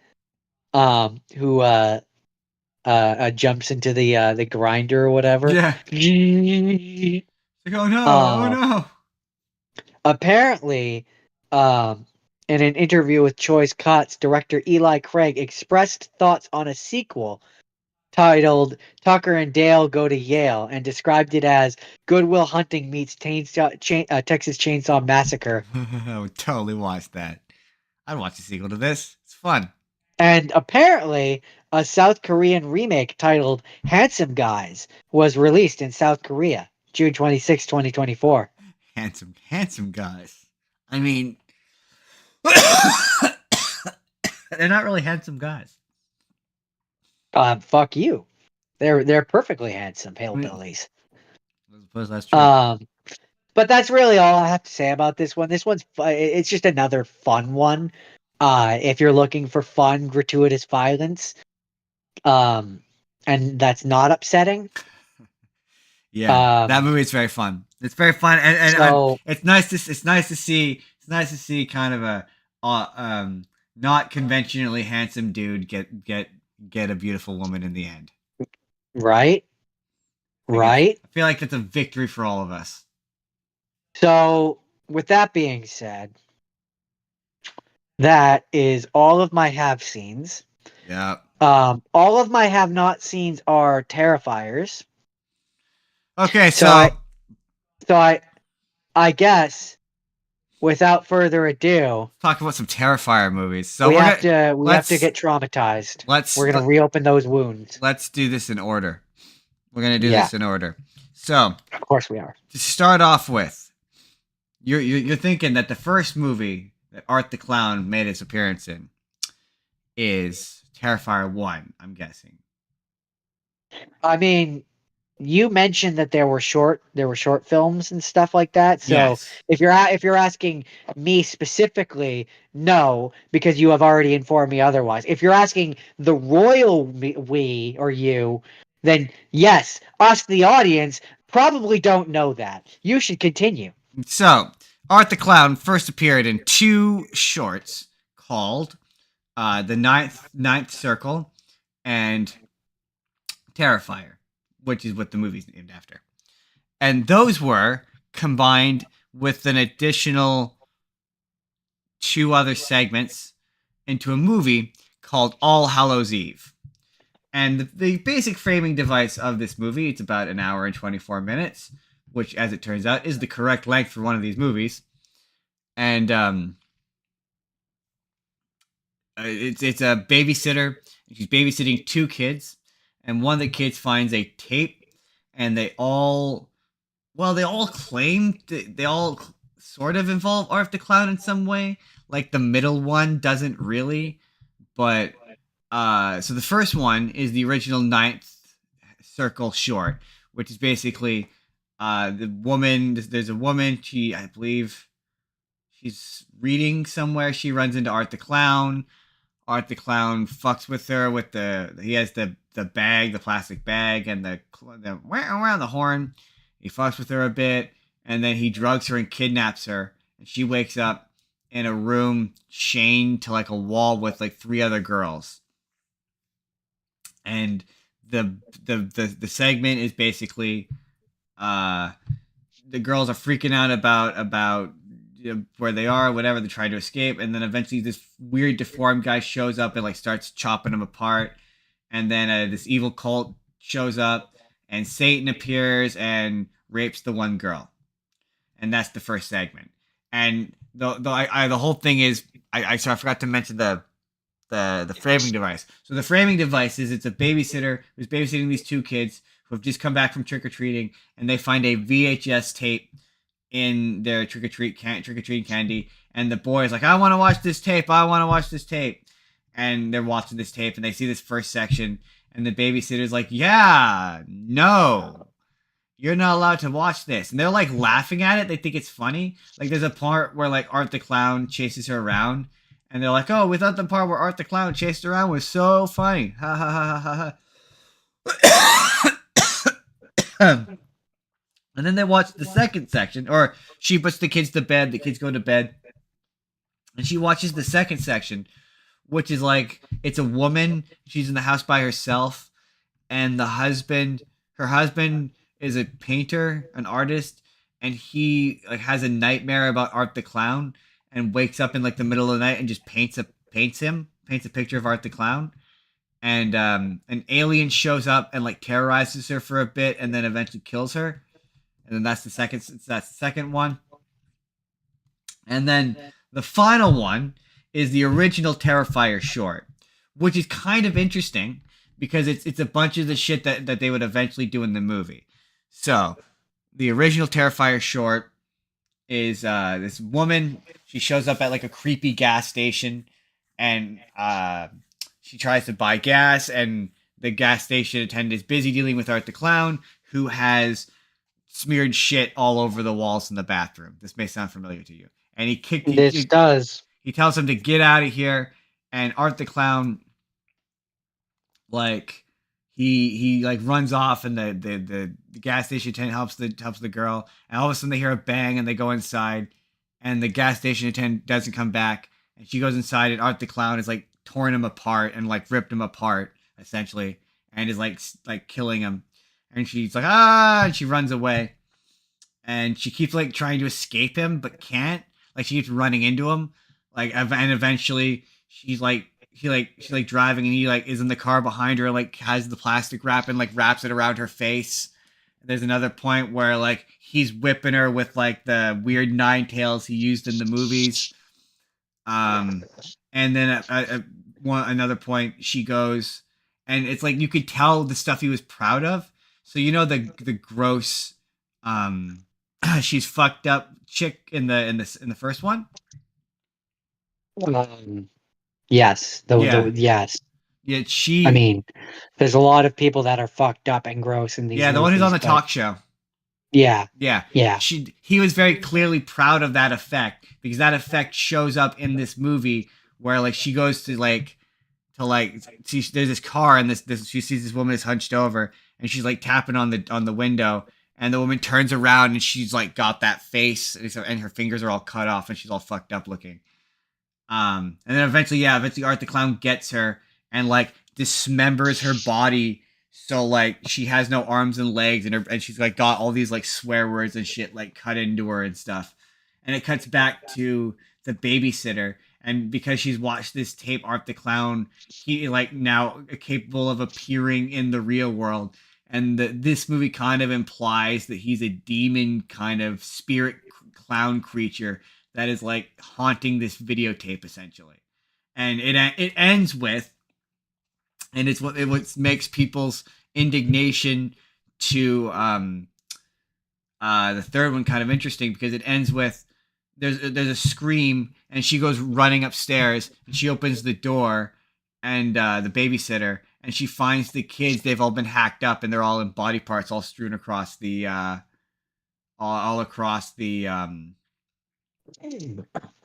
bedroom. And I can't remember if she gets killed in the end. I think she ends up getting killed in the end, and then it ends. That's it. That's All Hallows Eve. It's I've made it sound more unpleasant than it is. It's not as bad as the later stuff. It's not as bad as Terrifier 1. Like the original Terrifier sketches is like about on the level of like a particularly like regularly measured horror movie. Like it's trying to go for like jump scares. I will say this about the Terrifier movies: they never do jump scares. Like they don't do jump scares, at least not in my opinion. Nothing I would consider a legit jump scare anyway. Would you agree? Disagree? Yeah. Yeah. It's not that. It's more focused on the gore and violence than it is on the jump scare. Do we maybe want to we'll grade these on a curve of like, so in terms of the rest of these, it's the least gory. Like you would find it tolerable. And it's interesting to see where because he's not played by the guy who plays him in the actual movies. It's a different actor. And interesting. Yeah, he's more. What's interesting is when he first shows up, he's not a creepy clown. He honestly just looks like a regular clown. Later on in the movie, he eventually kind of becomes a creepy clown. But when he first shows up at the beginning of All Hallows Eve, he's not like the way he is in Terrifier, where he's immediately an off-putting creepy clown in the movie. I mean, you're wrong because all clowns are creepy. I don't know. There's no such thing as a clown that's not creepy. Clowns, by their very nature, are creepy. I don't agree with that. And off-putting, and just no, I don't. I've never understood or gotten who clowns are for because they freak the fuck out of most children, and a good portion of adults don't like them either. Well, if it makes you feel better, he's not immediately sinister looking. Okay. That's a very different statement. Unlike the first movie, which we might as well jump into the first movie. Yeah, the first movie where he's just immediately sinister looking, and it's like I would not even remotely go near that guy. That guy looks unsafe. He's giving me red flags even before he gives me the red flags. So I want to go on record as we jump into the ones that I've seen, because I only watched the 3 of them. I will only watch the 3 of them. I have no desire to watch any more of these things. I want to go on record here and say I don't like these movies. That's completely fair. I don't think that's unfair. I didn't realize that I had a limit when it came to violence because it's never really. I've watched plenty of horror movies. Like plenty of them over the years, and they've never really bothered me because they're not real. Yeah. Right. Like they don't. But and you articulated this better than me, so I'll let you kind of explain where a large part of my distaste for them comes from. But part of it for me is just that the gratuity of the violence I don't think services the plot or the story.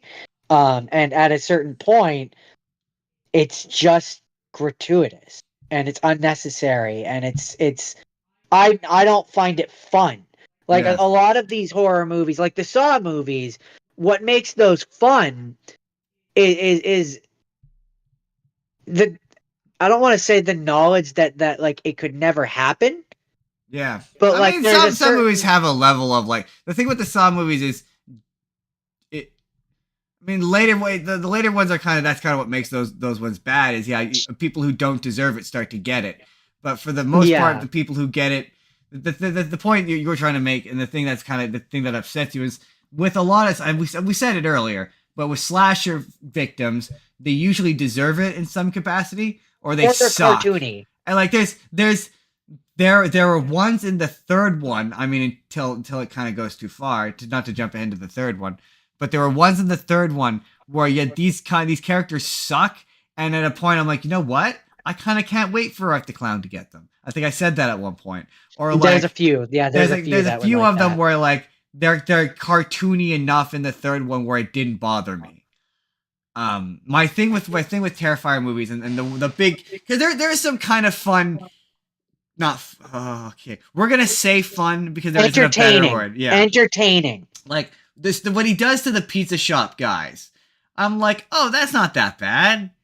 It's gross. It's gnarly, but it's not that bad. It doesn't go. I don't want to say too far. The third one hit some notes of me of going too far. There's some But points over the course of these movies where, there's a bit and of too far. that's where it's like I struggle with these movies because there's things in there to like. Yeah. I just think the violence goes too far. My thing is like it goes. I'm not like you.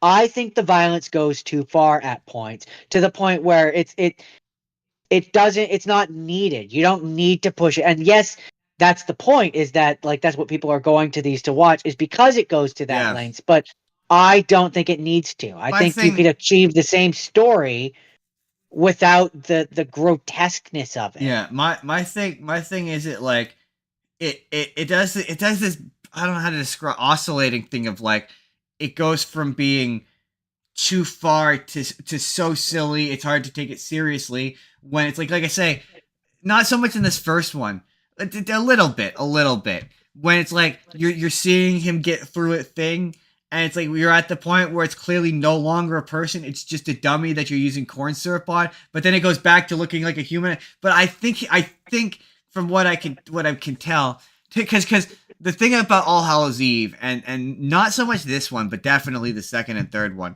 is they're very much an homage to a particular kind of movie. Like they're an homage to like 1970s exploitation, grindhouse, like gross violent movies. Like they're meant to be an homage, which is why I think the third one is, we're gonna get to the third one, but that's what they're kind of an homage to, and I think the first one is really effective of that. Like, because to be fair, the first one is not a mainstream movie. It's an independent film that not a lot of people have seen. They tried to fund using like Indiegogo or something like that, is what I read. Yeah, like that. All those first two shorts I talked about, they went to YouTube. So like, yeah, this is like a small, which is why I'm more forgiving of the first ones, for lack of a better word, eccentricities. Graphicness. Yeah, just like weird inclinations. But no, that what Jordan was alluded to earlier is that the victims in this don't deserve it. But my argument for the difference between this and Hostel is, like, unlike Hostel, where a lot of it is victims just tied, all of it is victims tied to chairs. At least some of this, like, you know, the exterminator guy tries to fight back against Art. The girl who we think is, this one's kind of this first one's kind of clever in the sense that the girl we think is the final girl doesn't end up being the final girl. Like, I appreciated that. Yeah, that was kind of clever.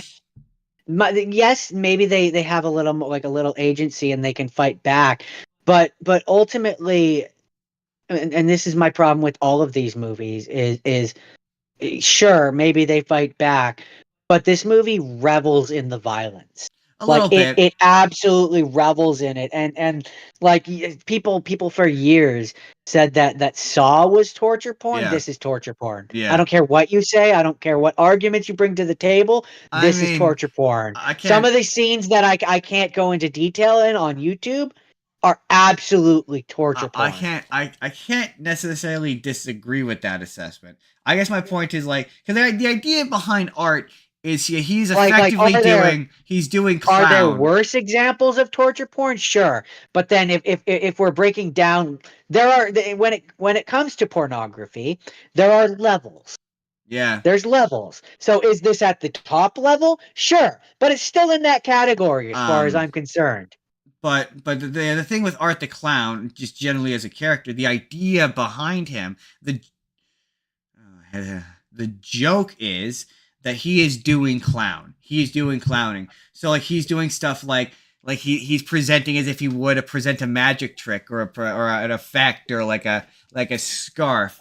That he's treating violence as though it were clowning, and that's where the humor is supposed to be. I'm not saying that that's right, or that, I'm just saying that's the point of his character, and I think that's what makes him memorable. Is like is that there are and not so much. And Okay, and no, that I will say that and one of the and this funnier is where moments. I'm gonna throw in another hot take about this. And I don't care what anyone says. He's not a clown. He's a mime. He's miming. He's not a clown. Well, to be fair, he is to a degree of mine. That is not because David Howard Thornton, who, by the way, is an amazing performer. Oh, I want to say Oh my I want to gosh, just phenomenal performance from that character.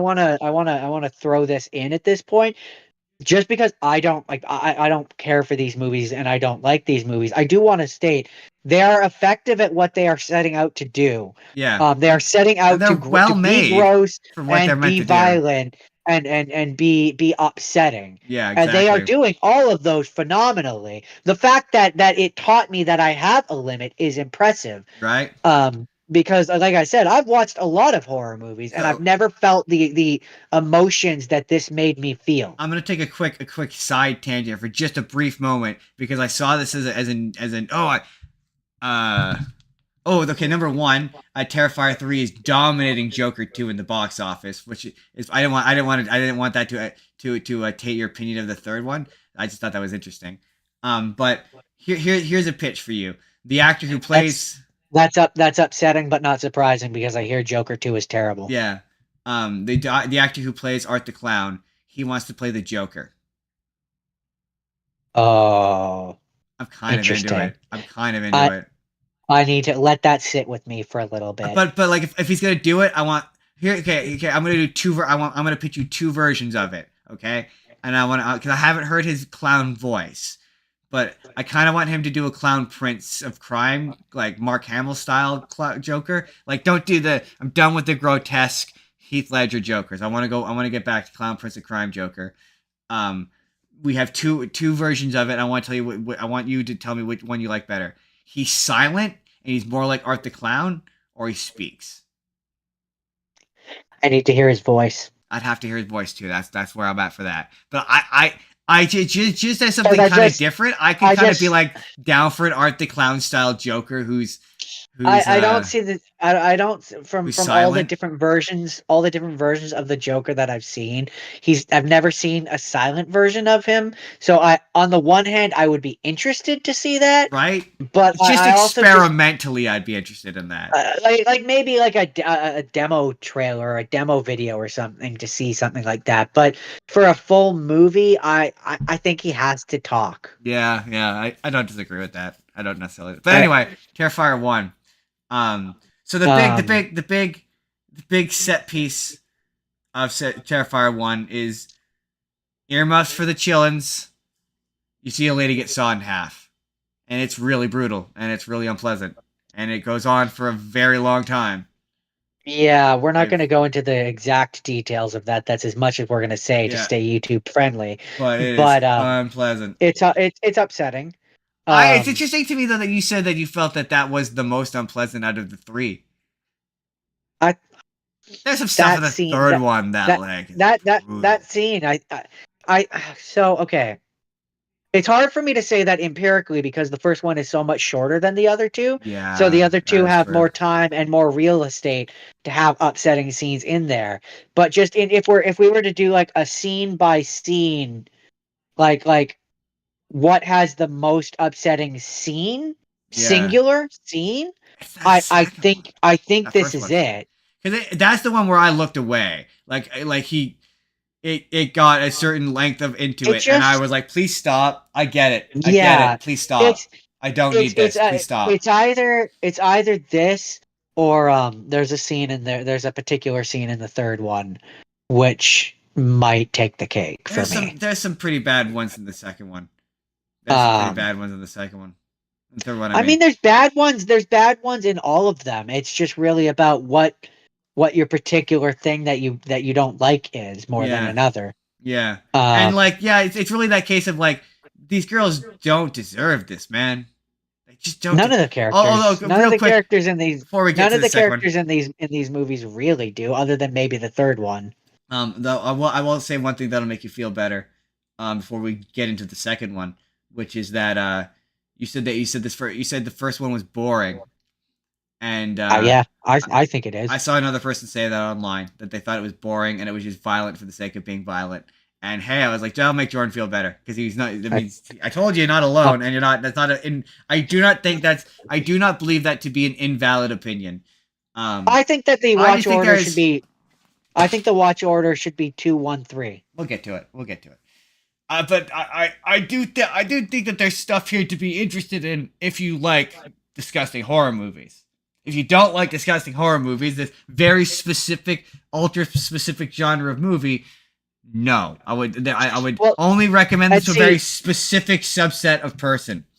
this is where it's interesting because while I do think all of them to a degree are torture porn, um, really specifically, if I had to point to one, if you asked me It's the of the first one. three It's the first to one. say which one is specifically torture porn, it would be the first one because there's really nothing else to this movie. No, they're really. It's just he chases them around and he slices them up and it's really violent. That's kind of it. Yeah. Like But my the other two at least have like the semblances of a I plot. and to be fair, you're not wrong, and it's interesting because the first time I didn't really care for the second one because I find and I'm going to say complimentary things about the third one, but one of the things I liked was how it kind of confirmed this.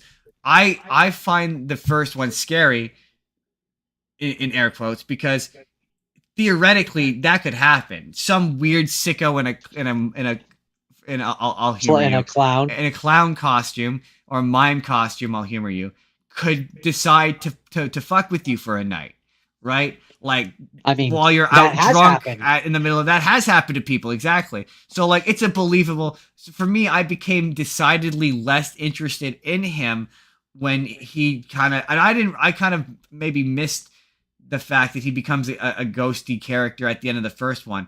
But in the second one, when I don't like the pale girl. I don't like her. I don't like her as a character. I don't like the fact that he has a little sidekick the entire second movie. I just She was don't. confusing. Yeah, and to be fair, the third one really irons out a lot of exactly what she is Yeah. for the better of this franchise. Definitely, like I think he definitely didn't know what. But yeah, so I like the and I entered the second one. Everyone kept promising that the quote bedroom scene was way worse than anything in the first movie. And well, yes, having seen it a second time, it is unpleasant as hell. I just don't think it's as bad as that first movie. I just don't. Now, the third one, there was some stuff that was as bad as the first movie for me, but we'll get there. The second one, I just nothing in that movie really. I guess you put it really well. You've had a really lot of astute observations this week. Where you're like, maybe it's because I watched the first one and my body was just primed for unpleasantness. That did kind of happen a lot in the third one. What? What, I was like primed for it to be unpleasant. Like it didn't shock me because I'd already seen. Oh, You know what I yeah. mean? Yeah. Well, that's kind of my thing with these movies It kind of just is washes over you. We're like, no, nothing's as bad as seeing the lady get sawed in half.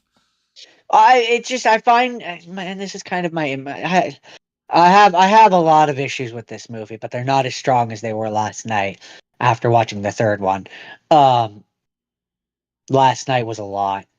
Yeah, We'll get there. We're gonna get there. Are we still? So wait, are we still on the first one, or have we moved to the second We're on one? the second one now. The second one. Okay. So real quick before we jump into the second one, number one thing is, Jordan hated the first one. And I was like, I feel like the second one's really gonna do it more for you. And I got about 5 minutes into the second one and was like, yeah, no, Jordan's gonna like this better because there's actual like story and characters and backstory. Yeah, it's just the first one. Nothing really. It's just a lot of violence for the sake of violence, and I've known for years that I'm not into that. Like I'm Yeah. not into just like scenes of violent scene after violent scene with nothing, no substance story in between. Yeah. So that's mainly what the first one is, and it just doesn't do it for me.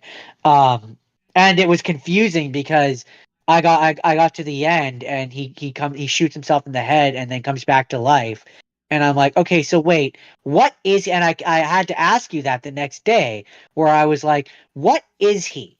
Like, Demon is he clown. a man? Is he a demon? Because like the entire movie, I thought he was a guy, Yeah. and then he comes back to life, and it just left me Yeah, confused. the second movie implies that he gets brought back to life by this demon, which has taken the form of the Well, so that's what first. I appreciate about the third one is they kind of just confirm that. Yeah, yeah. He Um, basically it takes the form of the first little girl he killed, and it's really unclear. And we were introduced to his actual final girl, whose name is completely escaping me, and her dad dreamt of Art the Clown and created a magic sword for her with which to defeat Art the Clown. the girl is Sienna Shaw. Sienna Shaw, that was it. Oh yeah, a funny moment, for lack of a better, funny moment in the first one that I quite like is where like he's getting sick to death of shooting, like chasing her around, and just out of nowhere he just takes out a gun and shoots her. He's just like he's just got this look of like he like just done with today. He was like, oh fuck this, bam, and then he's just out of nowhere he's a gun guy now. Um, but yeah, the second one definitely follows more of your standard slasher movie where Yeah, it's like like he very you got your much hero girl, you've got like he's a demon clown now, like the rules are a little more defined. right. Um, And yeah, she gets to and fight back, which is way more again. Yeah, you're right, way more interesting when your characters have a tiny bit of agency. Like she actually gets to fight him at the end. um, but it's just it and this is kind of something that I came to realize is it's just I understand that the point is the gratuitousness of it. That's what Yeah. people are coming to this for, but I don't think it makes this stronger. I don't think it's better for having done that. I don't for this second one because it's still kind of an unknown quantity. I'm like, yeah, you're right. Um, Like I understand why you do it yeah, in the first one because that's how you got funded. yeah, that's your That's how indie you got darling. people to Yeah, do it. That's how you get into it. But now with this one you're becoming more mainstream. To me this is the one where you step away from that. well, no, see, to me, the second one is the one where you escalate and it becomes 3 times as big, and then the third one is where you tame down, because, but also these No, movies are to known me for to being me this is violent. where to But me that's this what is they the one where wanted. you step That's what away from studios it. wanted. Studios wanted them to tame down, and he didn't want to. He didn't want I to tame think they down. I think they should But have. I this is think it would also have the made one these better. where they very much are like Art is a comedic character, and he's got a dark sense of humor, and like he's fucked up, and this is kind of the moment where they were like, this is he has a lot of there's a lot of moments that are funny. Like I'd be lying if I said he wasn't, like where he's fucking with the chick at the and he's got the glasses at the store, or like he shows up at her place and he's like trick or treating. He's like insistently trick or Yeah, well, treating. Like that's where I say like that's where I say just something this funny about like an movie upsetting clown doing funny clown this shit. this this movie is at odds with itself because all the things that you're describing, the fun clown parts or mime parts, whatever you want to Are call sort them, of disgusted, um, undercut by him they tearing they apart a are girl in a bedroom. well, yeah, they're very much at odds with that other stuff. Yeah, Where I know like what you mean. the stuff that I like about this movie is those the stuff that are more like your standard slasher movie. Yeah, Like that's what you're describing is stuff that would be in like your standard like Jason movie or Freddy movie or like Chucky movie where it's the slasher villain having a personality and being sadistic and being like yeah. cruel and like being a character. That's the stuff that makes a slasher movie fun, My thing is like, yeah, right? it's So to yeah, have that then paired with again, I'm going to keep using this term to describe it because I believe that's what these movies are. To pair that with torture porn, it puts it at odds with itself yeah. because to me they're too complete. They don't mix. I don't I don't like, I don't mind the like, yeah, you slice the guy's arm off, you slice the guy's head off, or don't clip this out of context.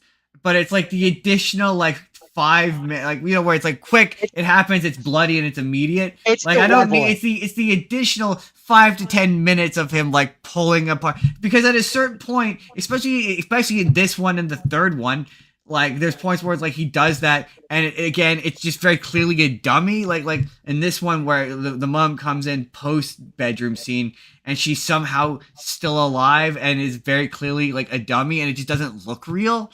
Like it pushes beyond the fact where it's disgusting, and it also no longer looks real. And again, I don't know if maybe that's intentional, so you realize it's not real, but it becomes too much. Whereas like I don't need these movies would be 30 minutes shorter if Art the Clown didn't spend 20 years pulling apart people's bodies. Well, that's where I say like Also, for me, the movie's too long.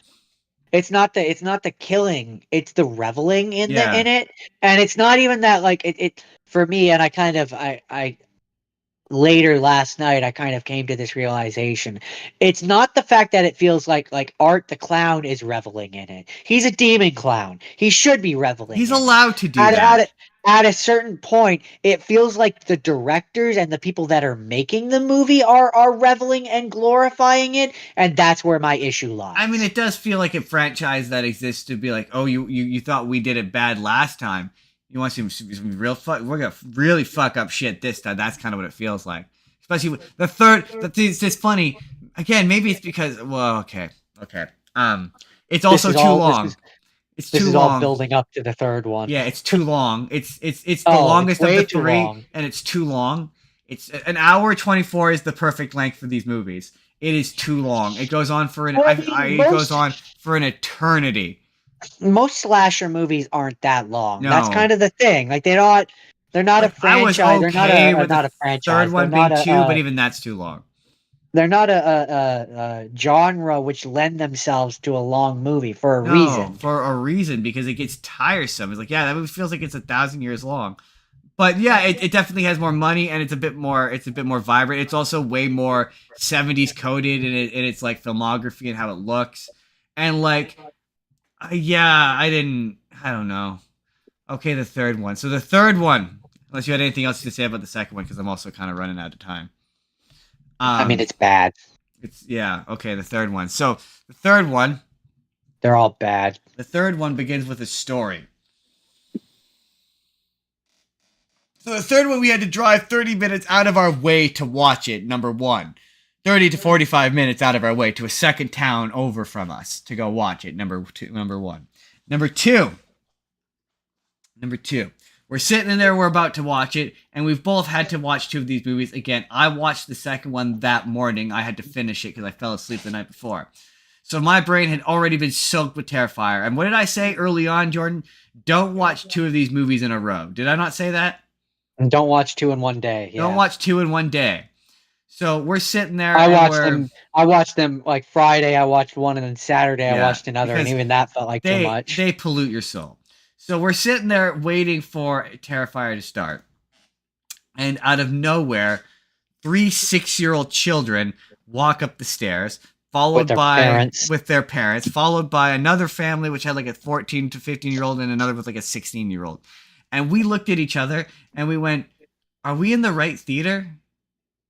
Did we walk into the wrong theater by accident?" And for legit, like, we're not, no exaggeration, most of the previews, we thought we were in the wrong movie. It wasn't until the trailer for Screamboat Willie came up, and, like, they were saying F-bombs that we're like, no, we're pretty sure we're in the right movie. And lean in and make the joke, a family-friendly Mickey movie for your family. But they were, like, it was awful. And, okay, Terrifier 3. They were way too young for these movies, man. Terrifier 3 is unpleasant, and there are some truly unpleasant kills in this movie. It does clarify a lot of stuff, like Jordan said. It clarifies a ton of stuff about Art the Clown. I really appreciated that they sort of definitively stated he was just a random psycho who the demons kind of picked. They're now like, okay, the pale girl's a demon. I don't like the character. I don't like how she was represented. I don't like that.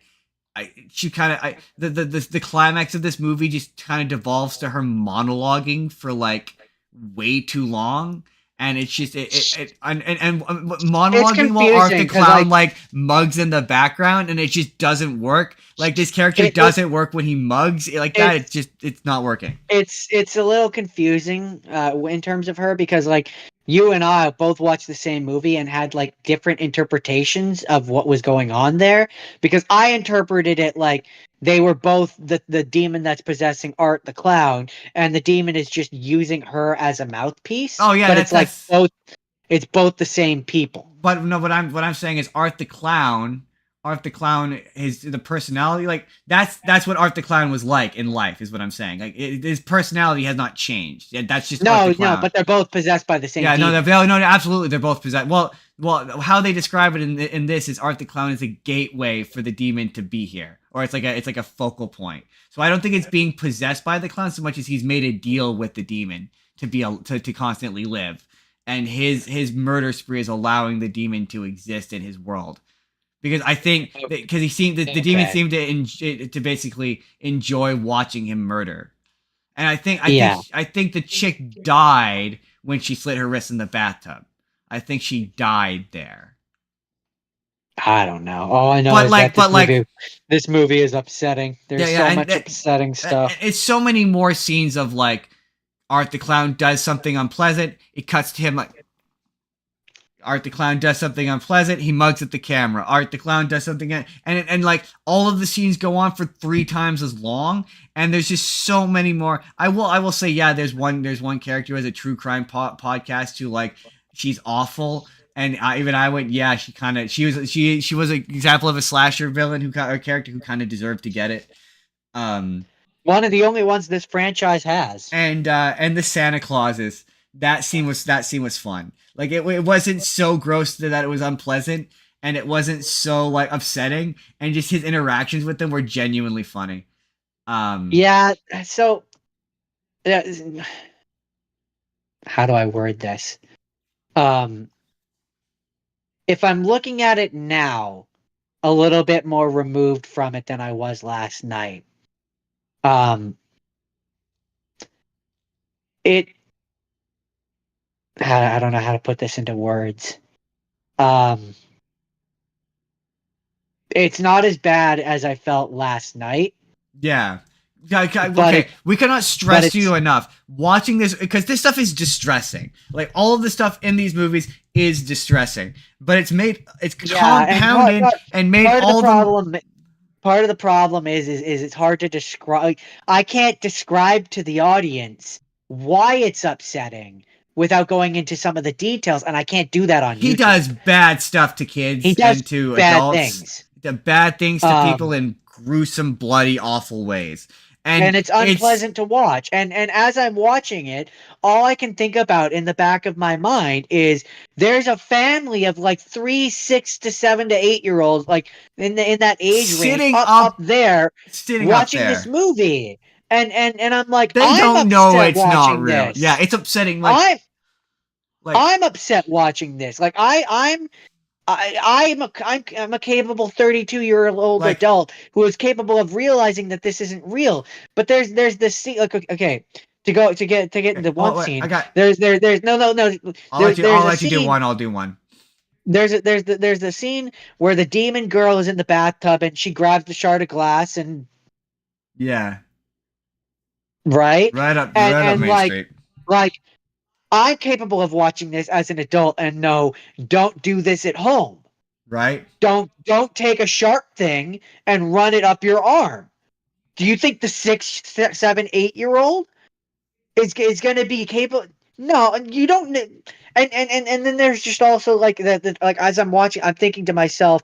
So if this mom and dad think are okay enough to bring their kid out to watch this in public, what do they have them watching in I just private? And it's working me up as I'm watching this upsetting movie, and it's making an upsetting movie even more upsetting because I'm thinking of all the moral oh implications of do I go over there and confront these parents? Do I right. somehow try to like what steps do I mean As like a as a good responsible person. person. Like you're sitting there, you're like, like yeah, I cannot stress how much it ruins this movie because every scene between the grisly murders is like a reprieve of having to picture this poor 6-year-old child 3 rows up from you. Like the opening scene is grisly, but it takes a minute to build.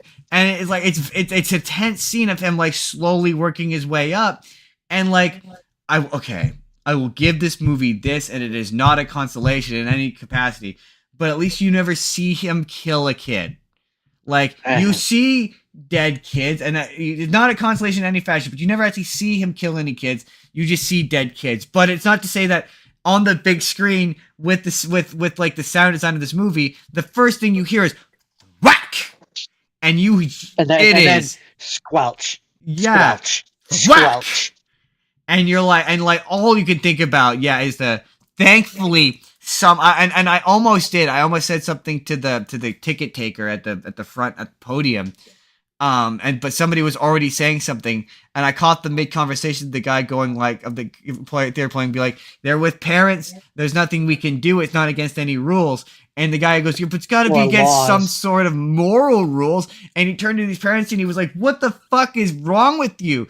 And I'm like, oh my God, from your mouth to God's ears, like, dear Lord, like yeah, there's I can't describe to you half of it, and we've already described too much of it. But I will say that yeah, there's stuff that the stuff between him and the dad. It's sort of odd to me that the brother just kind of disappears from this movie. Like he gets killed off screen.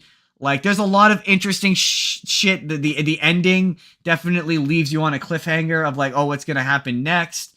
Like it's like Jordan said, it's a movie at odds with itself because it has all this interesting story it wants to tell, but it needs to be extreme because that's what it's known for. Yeah, and so it puts me in a uncomfortable position where it's like when inevitably, because it ends on a brutal cliffhanger, and inevitably when the next one comes out, I want to know how the story ends. But it's the question of, am I willing to sit through what I think is an unreasonable amount of violence to get to that story? And no, I don't think I am. I think I'll probably just look up on Wikipedia to see how the story turns out. I see what you're saying, but also like maybe more removed from this, you might disagree. Also, like, and this is an argument I would definitely make. There's a big difference between 1 and 3 of these. Like and knowing what you're getting, knowing what you're getting into, knowing what I was getting into, definitely prepared me for it. And like, I hate to hold the fact that some moronic parent brought their child to this against this movie. I really do. But like, maybe if I were at home and I weren't surrounded by public and I didn't feel slightly ashamed that I was watching this, like maybe I would feel differently. Like, because some of the sequences were fun. Like, yeah, like I say, the scene with Santa where he steals the Santa Claus suit is legitimately a fun sequence. Like the guy who plays Art the Clown says it's his favorite scene, and I absolutely see why. Yeah, that's one thing that I do want to state for the listening audience, for whatever brave soul might be brave enough to go and watch this movie. Take your kids. What I was gonna say is it's hard for me to talk about the third one because I don't think I'm being objective. I disagree. I think your opinions are very valid.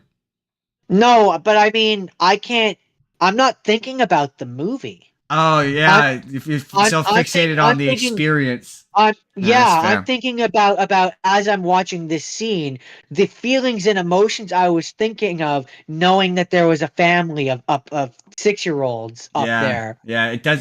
So it's like shame. I'm not thinking about, like, I can't, because as I was watching this movie, that's all that was in my mind. Yeah.